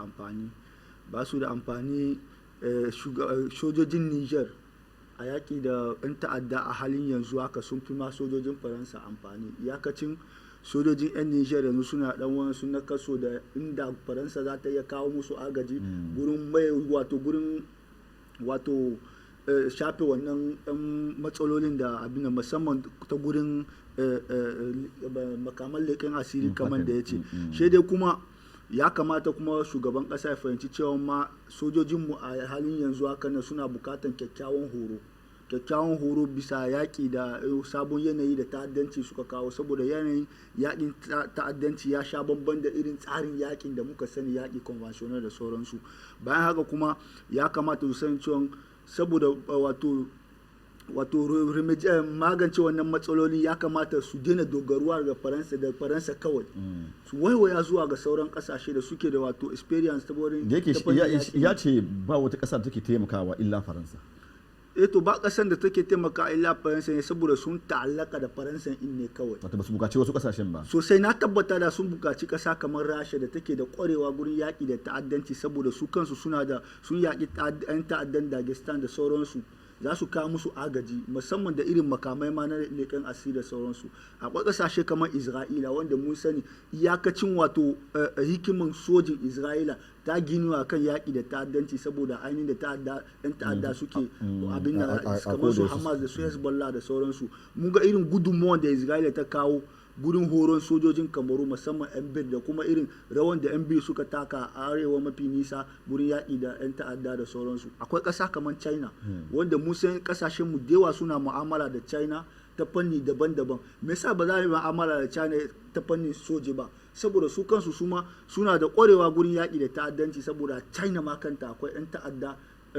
wanda suke tunkawon yaƙi ɗaukaka musulunci da sauran suna china take yaƙansu. Ya kamata ƙasashenmu na afirka musamman na yankin sahel su faɗaɗa mu'amalansu da sauran ƙasashe gurin samun kyakkyawan wato gudunmawa da zai taimaka musu na kau da wannan barazana na ta'addanci, saboda a gaskiya sojojinmu suna bukatan horo da ya dace da irin barazanar da ake fuskanta a yanzu, saboda 'yan ta'adda su ya iya wato harin sarika noke suke yi. Ba za ka ya ce za ka je ka kai musu hari inda suke ba, saboda galibin baka san ma inda suke ba, a inda suke yi maɓuya suke yi. To kaga ya kamata sojojinmu su samu wannan horon da inda an kawo musu hari su iya kare kansu, saboda so da yawa ana kashe su lokacin da ake kai musu hari ba su iya kare kansu. Wannan shi zan iya fara da shugabanninmu za su fahimci wannan, su yi amfani da wannan daman in za a samu ci gaba da yawa gurin yaƙi da ta'addanci. Madalla Ali Danash, idan ka saurari Bazoum Mohammed ta wani bangare ya yi magana bukatun da ainihin wato suke bukata agaji, wato ita faransa ta duba da za ta iya kawo musu musamman ma ta bangaren leƙen asiri, domin bayan za a ce a yaƙi wato 'yan ta'adda wanda baya daga cikin tsarin yaƙi, ba bisa ka'ida su suke yaƙi ba. Kuma ya yi magana a ce yawanci idan suna zuwa da babura suke zuwa, ba su zuwa da motoci kamar da faransa ake ganin su da manyan motoci da kaza da kaza kaza. Yace ba shi suke bukata ba, bukatun su shine a ba su waɗannan wato a horas da su wannan abin su da kansu ma za su yi magance kansu. Yace idan ma suka fita ma ba wata matsala ba ce kawai, illa kawai za a iya cewa ya yi magana zargi cewa kun kaza hawa da gangara faransa in ma ce, domin yawanci 'yan siyasa ma faransa ma ba sa son ainihin sojojin faransa da yake kuɗi ne yake fitar musu daga a cikin tattalin arzikinsu. Duk da cewa da kasashen ma yankin sahel na taimaka wa faransa da kuɗaɗe domin kafuwarsu a wannan wajen, ba a banza suke zuwa ba. Yanzu kai shi zama da cewa kamar kasashen ma na yankin sahel sun kasa samun wannan wato na'urar. Menene sa suka yi dogaro kai da faransa? Menene sa ba za su iya kira wasu kasashen ba wanda za su yi ba su wani abin ma kyauta? Ba maganar menene sa ba, wato faransa kamar yadda shi shugaban kasa Bazoum Mohammed ya faɗa, wato ya yi magana da siyasa kwarai da gaske. Akwai abubuwan da ya faɗi gaskiya, kiri-kiri ya fito faɗi gaskiya, wato bai so 'yan sandan faransa a kasashen mali da burkina faso da niger don ba su da wani amfani. Bayan da za a yi sojoji 5,000 ka ce za su yi wato za su kawo tsaro. Ya ce ba yawa ba ne, ya ce ba yawa ba ne. Wato ban da su jiji 2,000 su kawo tsaro fili da yake da girman miliyon sama da 5 da kilomita kare. Parce que c'est plus de 5 millions de kilomètres carrés. Sahel. Sahel. C'est plus de 5 millions de kilomètres carrés. 5,000 nan ba abin da za su yi. Da akwai sojojin ONU a yi kaskabili suna Mali. Suna Mali. 5,000 nan ma Mali kaɗai suke. Kuma yadda ya faɗi na haka ne, in suka fito da motoci suke fito don su ba su so su mutu. Da motoci suke fitowa suna tafiya suna kare su kuma waɗancan 'yan ta'addan sun sai hanyar da za su bi sun shina. Sai su boye abin su zaga ko su 20 su dawo su zauna. Bukatun kuma da ya ce yana da bukatu su ne bukatun mu kawai. Da wanda ko wani jawabin da na taba ji kuma tujur na shi Bazoum Mohamed din a Jamus da ya nuna cewa su kaɗai a Niger wato a kowane shekara suna tarbiyar da sojoji wato sama da 1,000 a kowane shekara. A kowane shekara su an sama a Niger su an sama da 1,000 domin sojoji kam na yakin kasa ba wani abu bane. Kuma na biyu wato 'yan ta'adda ba yanda za su yi su samu filin jirgin sama. Ya tambaye cewa da za ba su jiragen sama ka duba ka ga irin abin da yake Tilaberi kilomita 120 ne da Niamey a nan ake kai hari. Sum nan province Sum da shi ta da Wagadugu tana nan kusa da shi region Tilaberi ne. Sum ta region da take Burkina Faso ta nan kuma da akwai region Gao da yake Mali a nan suke haɗe su uku shi ta nan za ka samu ɗan Tawa region Tawa da take haɗuwa da Nigeria da kuma Burkina Faso din za ta yada haɗuwa nan. Sai ka ga cewa duk tarayyar sojoji din a nan ne, tarayyar ta'addan din ma duk a nan din ne. Da wani bangare kuma da akwai Difa wanda ake samu 'yan Boko Haram. Difa shi wato Difa in ka tashi Kamaru ka shiga Maiduguri shi ka bi ta cikin Sambisa da suka Boko Haram suka tsare ka isa Difa. Difa shi kan cikin Nigeria ne ka isa Difa daga Difa yanzu aka ɗauka ka tafi Niamey ya tsawo kam to za ka isa Zandar za ka isa abin nan hanyar ni da na bi na san wannan hanyar to Difa na nan shi ga Nigeria ga Chadi ga Kamaru Difa duk yana da wannan shigan ɗin to kaga shi kuma yana nan da irina shi ka daina ji kana kira sunan Difa wane ne wani hanya ko kwa ɗaya bai da guduron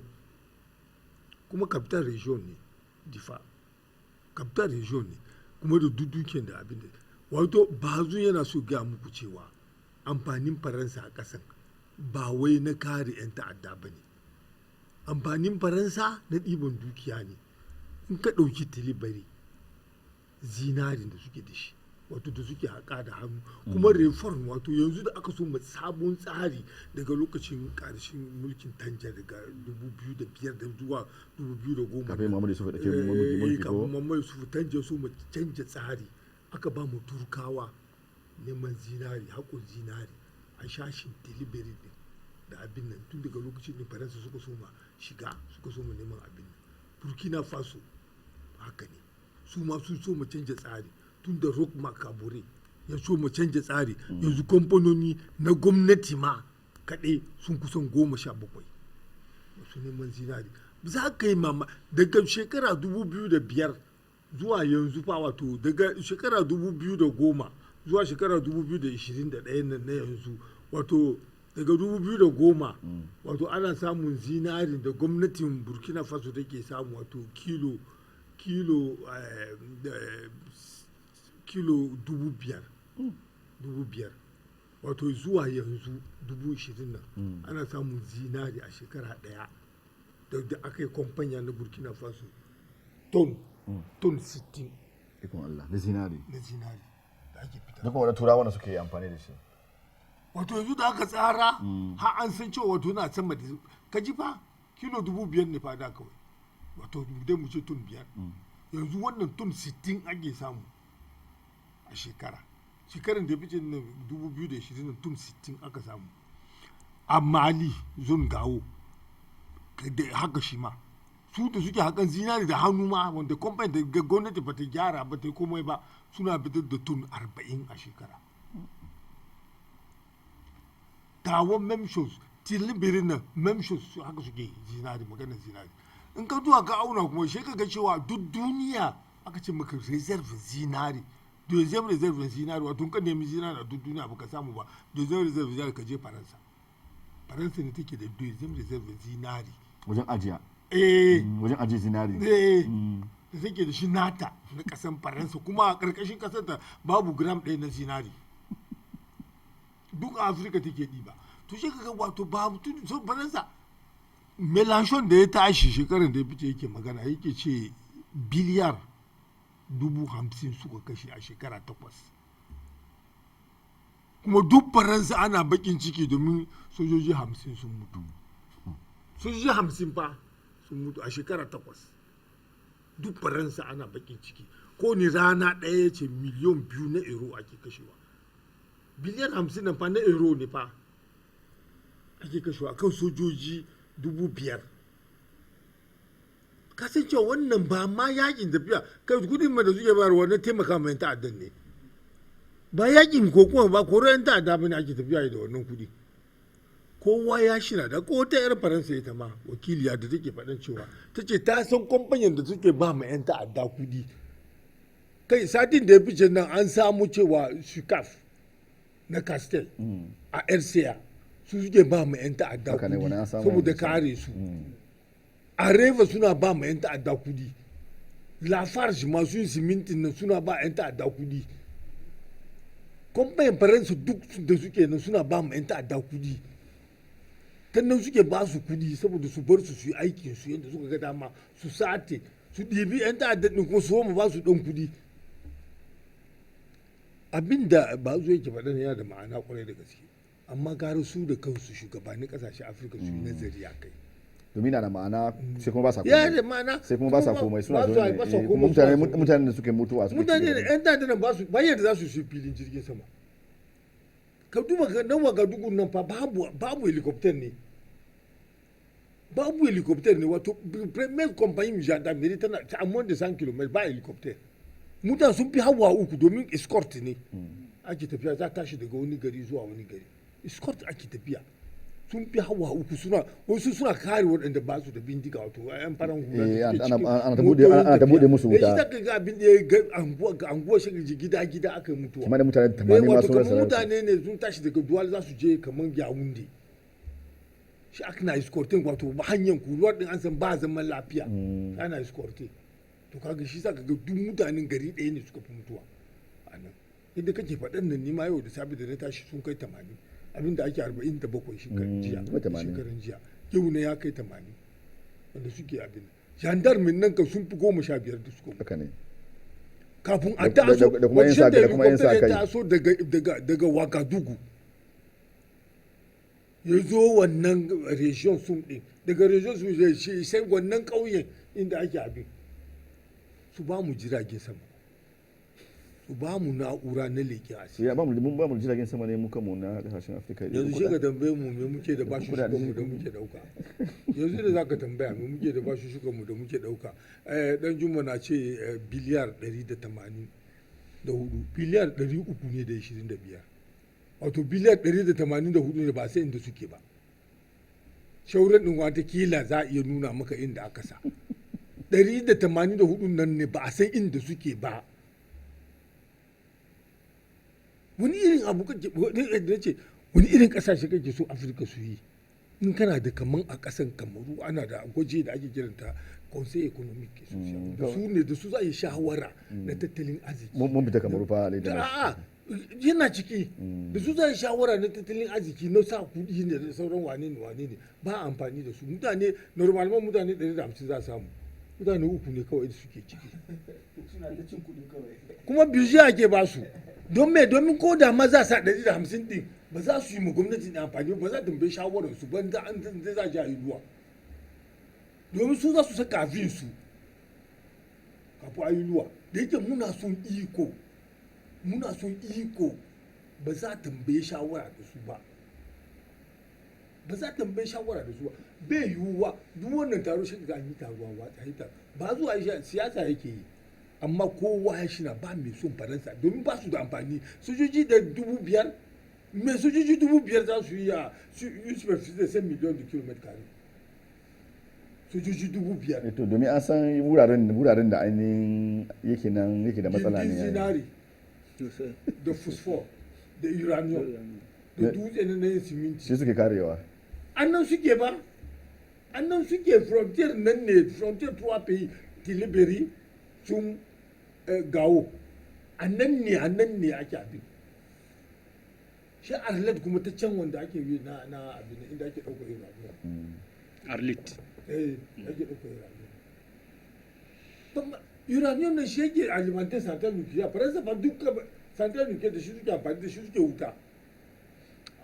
da ba yanke musu mu kuma a kasashen mu a kasashen mu kuma ana yanke wuta ko da yaushe ko Alhaji Abubakar Garba ba wuta kai me zaka yi cewa game da wannan matsalar na yankin Sahel ka saurari Bazu Muhammad da Ismail Muhammad ya ce ya yi magana ne a matsayinsa na dan siyasa da yake maganganunsa da akwai kamshin siyasa a ciki ya kake fasara maganganun Bazu Muhammad shugaban kasar Niger game da matsalolin yankin Sahel. Wannan shi maganar da ya yi bai magana kamar niyyar da zai gamshe ni ba. Ya san yadda wa'annan ai ministan interior ne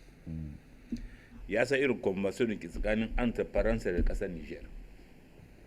ya shina ya yi magana yadda al'umma za su fahimci matsalan da wa'annan kasashe suke fuskanta da 'yan ta'adda a shashin Sahel. C'est vrai sojojinmu muna da sojoji suna da sojoji na taɓa gaya muku a nan na ce babban matsalan irin kishe-kishen da ake yi a zone din Sahel da shansu abin nan manyan kasashen nan ne me isa ba sa ba mu kayan da ya cancanta su ba mu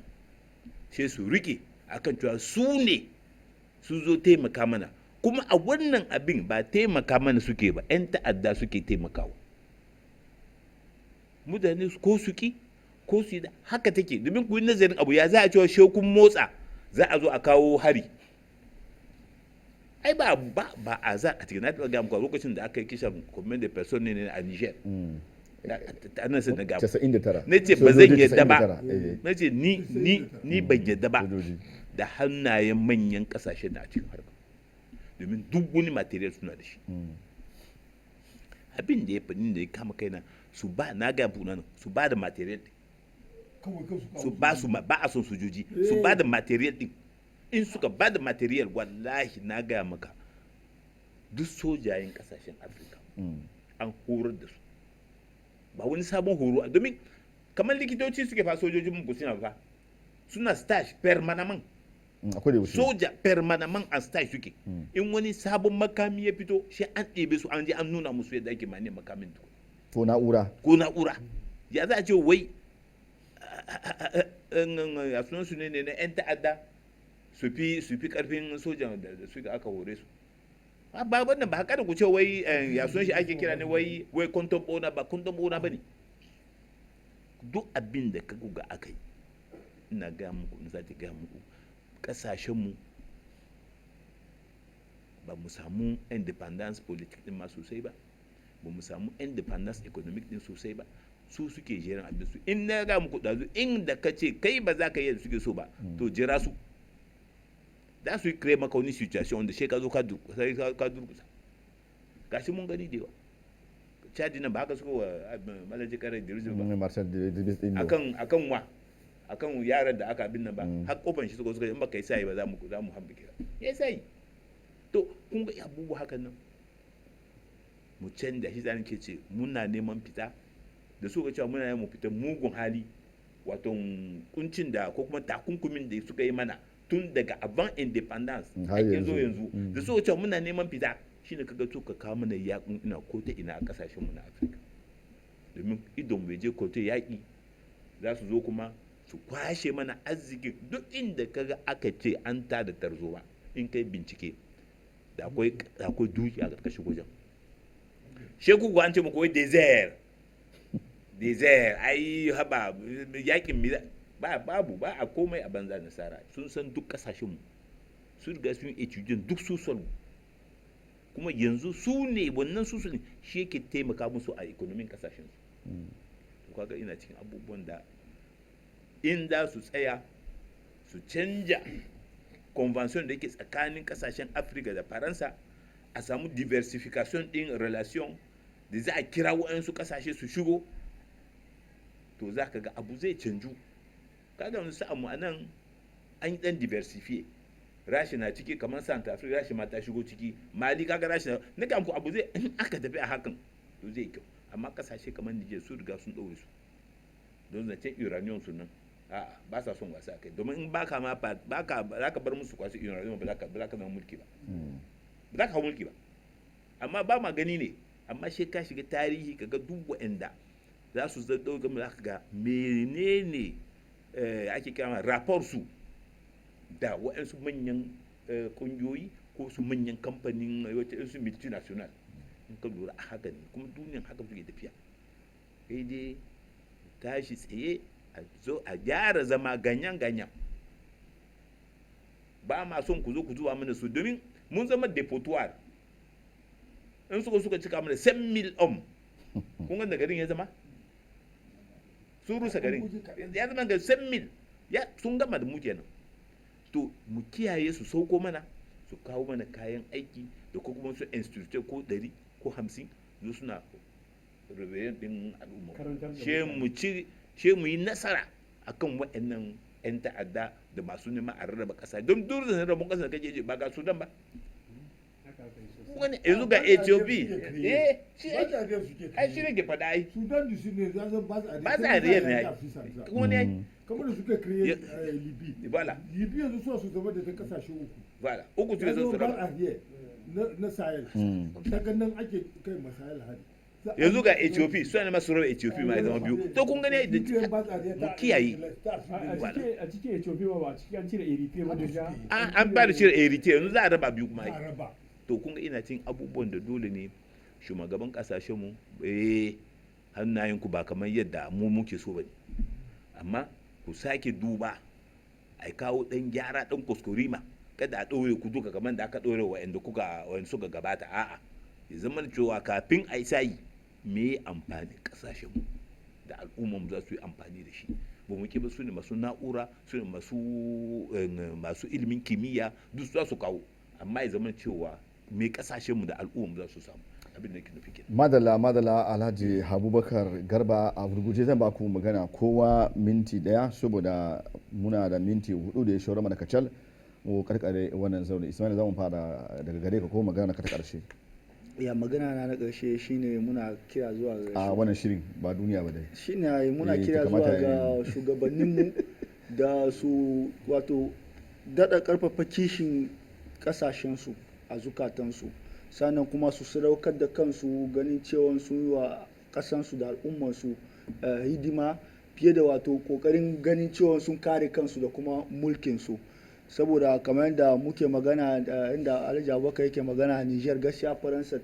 ita take kankar da mulki a kasar Niger. In baka biyan da suke so ba za su yi abin, amma shugaban kasa ya wato ya shige wannan abin nan zai iya yin abin da al'ummarsa suke so, ko da shi daga baya ya sadaukar da kansa. Sannan kuma ya kamata mu Afirka mu sani cewa shanin ta'addancin nan kasar Chadi da kasar Kamaru yanzu suke riƙe Afirka. Wallahi lokacin da kasar Chadi da kasar Kamaru ta'addanci za ta mamaye wannan kasar har Angola, Afirka Sud, ɗan ta'addan Islamist na she sun isa. Saboda ga Mozambique ne ko Mozambique ne yanzu sosai. Kuma wallahi Mozambique, matsalar ta'addanci da Mozambique take fama yanzu haka na sanadiyar Total contract da suka ba wa Total na matsalar gas, babban abin nan gas da za a yi a Mozambique shi ya haifar musu da wannan, kuma wa Faransa ne a bayan wani. To kaga kasan da basu san matsalar Islamist ba, terrorist ba, to gashi su samu yau su so samu saboda me, saboda sun yi farkon contract da Total da sauransu. A sanadiyar wannan kuma Total ta ce ta dakatar da aiwatar da wannan contract, yanzu ana bukatan za sake to kaga dukkan wannan tsare-tsare da tura suke amfani da shi na durkusar da kasashen mu kenan. Ya kamata shugabannin mu su tsaya tsaye, mu kuma al'umma mu ringa fahimtar cewa wannan tsari ne da turawa suke amfani da shi, da farko na kasar da shugabannin mu, na biyu kuma na wato haifar da wato rarrabuwan kai tsakanin mu da shugabannin mu. Ya kamata mu iya fahimtar wannan mu ci gaba da kawo da isasshen goyon bayan da zamu ba wa shugabanninmu saboda ci gaban ƙasar mu. Madalla Ismaila Muhammad Adamu Jalal Danjuma me za ka yi fata na dai ga shugabanninmu gabaki daya Allah ya ganar da su su yi mana adalci. Yawa dake suna amfana da wannan kuɗin da suke cewa suna suka yaƙi da sojoji ko? Yawa da ya fata ne da na roƙon su yi ƙoƙari su ji kukan talakawansu. In ma so suna kokon din tattalin nasu din ne to amma su duba cewa akwai wanda suka tura su a wannan wurin din talakawansu da suka rike suka taimaka su ga jihar ila wannan wurin din to su tausaya su duba kuma su ga cewa menene ya kamata su yi wa talakawansu ba sai lallai su abin da su turawa din suka ce ba domin su turawa din sai dai su zo su tarwatsa ne kawai in sai sun tarwatsa kuma sai sun halaman kamar gyara suke so a ciki kuma ba wai gyaran suke so ba ko dai ku rarrabu ne ko rarrabu nan to sun samu shiga kenan. Madalla Ali Danash. Eto barko da zan tura gaisuwa na zuwa ga waɗansu masu kallon mu a kun lokaci wato Audu Sha rubutu na mika maka gaisuwa da Haruna Angon Makiya da kuma Usman Demoro da sarki Faffa na mika musu gaskiya gaisuwa na wannan lokacin abin da je biyu kuma wato ma inda muka ɗauka sama ne za a ce abin nan wato abin da za a yi a ƙasar Afirka na yana da yawa wato a fara ma canja irin salon tarbiyyar da yara matasa tun daga nan za a fara tukuna a cire mu na irin makarantu kamar su inam nan da ake koya mutane prenatal commandment kamar cewa kai Allah ne ka dauki commandment duk abin da kaga da za ka yi a sa mu na halayen shawara da wadansu ta ga da akwai tsari fa a sa mu na yin shawara da wadansu kungiyoyi da suke ciki da ina ma shewa da wani ba kowa bane ke shiga ba kowa ne ke da karfin shiga ko yanzu ma ƴaƴan shi sa matasan masu ga zama iri yanzu ni a kai na kam na shira matasa iri biyu ne a kasan kamar wani da wani ko matasa 'ya'yan barayin nan wanda suke tafiyar da mu wanda su waɗannan suka ɗauka ma za su fi ma iyayensu nan wato kana ganin zuwa kana ganin hanzarin su su ake sa a emiya su ake sa wa a politech su ne komai su ne duk manyan makarantu su ne wato a canja tarbiyya a canja tarbiyyar da yara da kaunan ƙasa a sa musu kaunan ƙasa cikin zuciya madalla Alhaji Abubakar Garba turawa da su aka samu sau na'ura ko daga politek na ma za mu so mai yi na'urar mu za mu yi wallahi Allah za mu yi na'urar Alhaji Abubakar Garba Alhaji da na shi to ba za mu muna gode wa duk wa'anda suka ɗau lokacinsu suka saurare mu kuma suka kalle mu a cikin wannan maganganun da muka yi na kuma roƙon duk wani mai ɓangaren mulki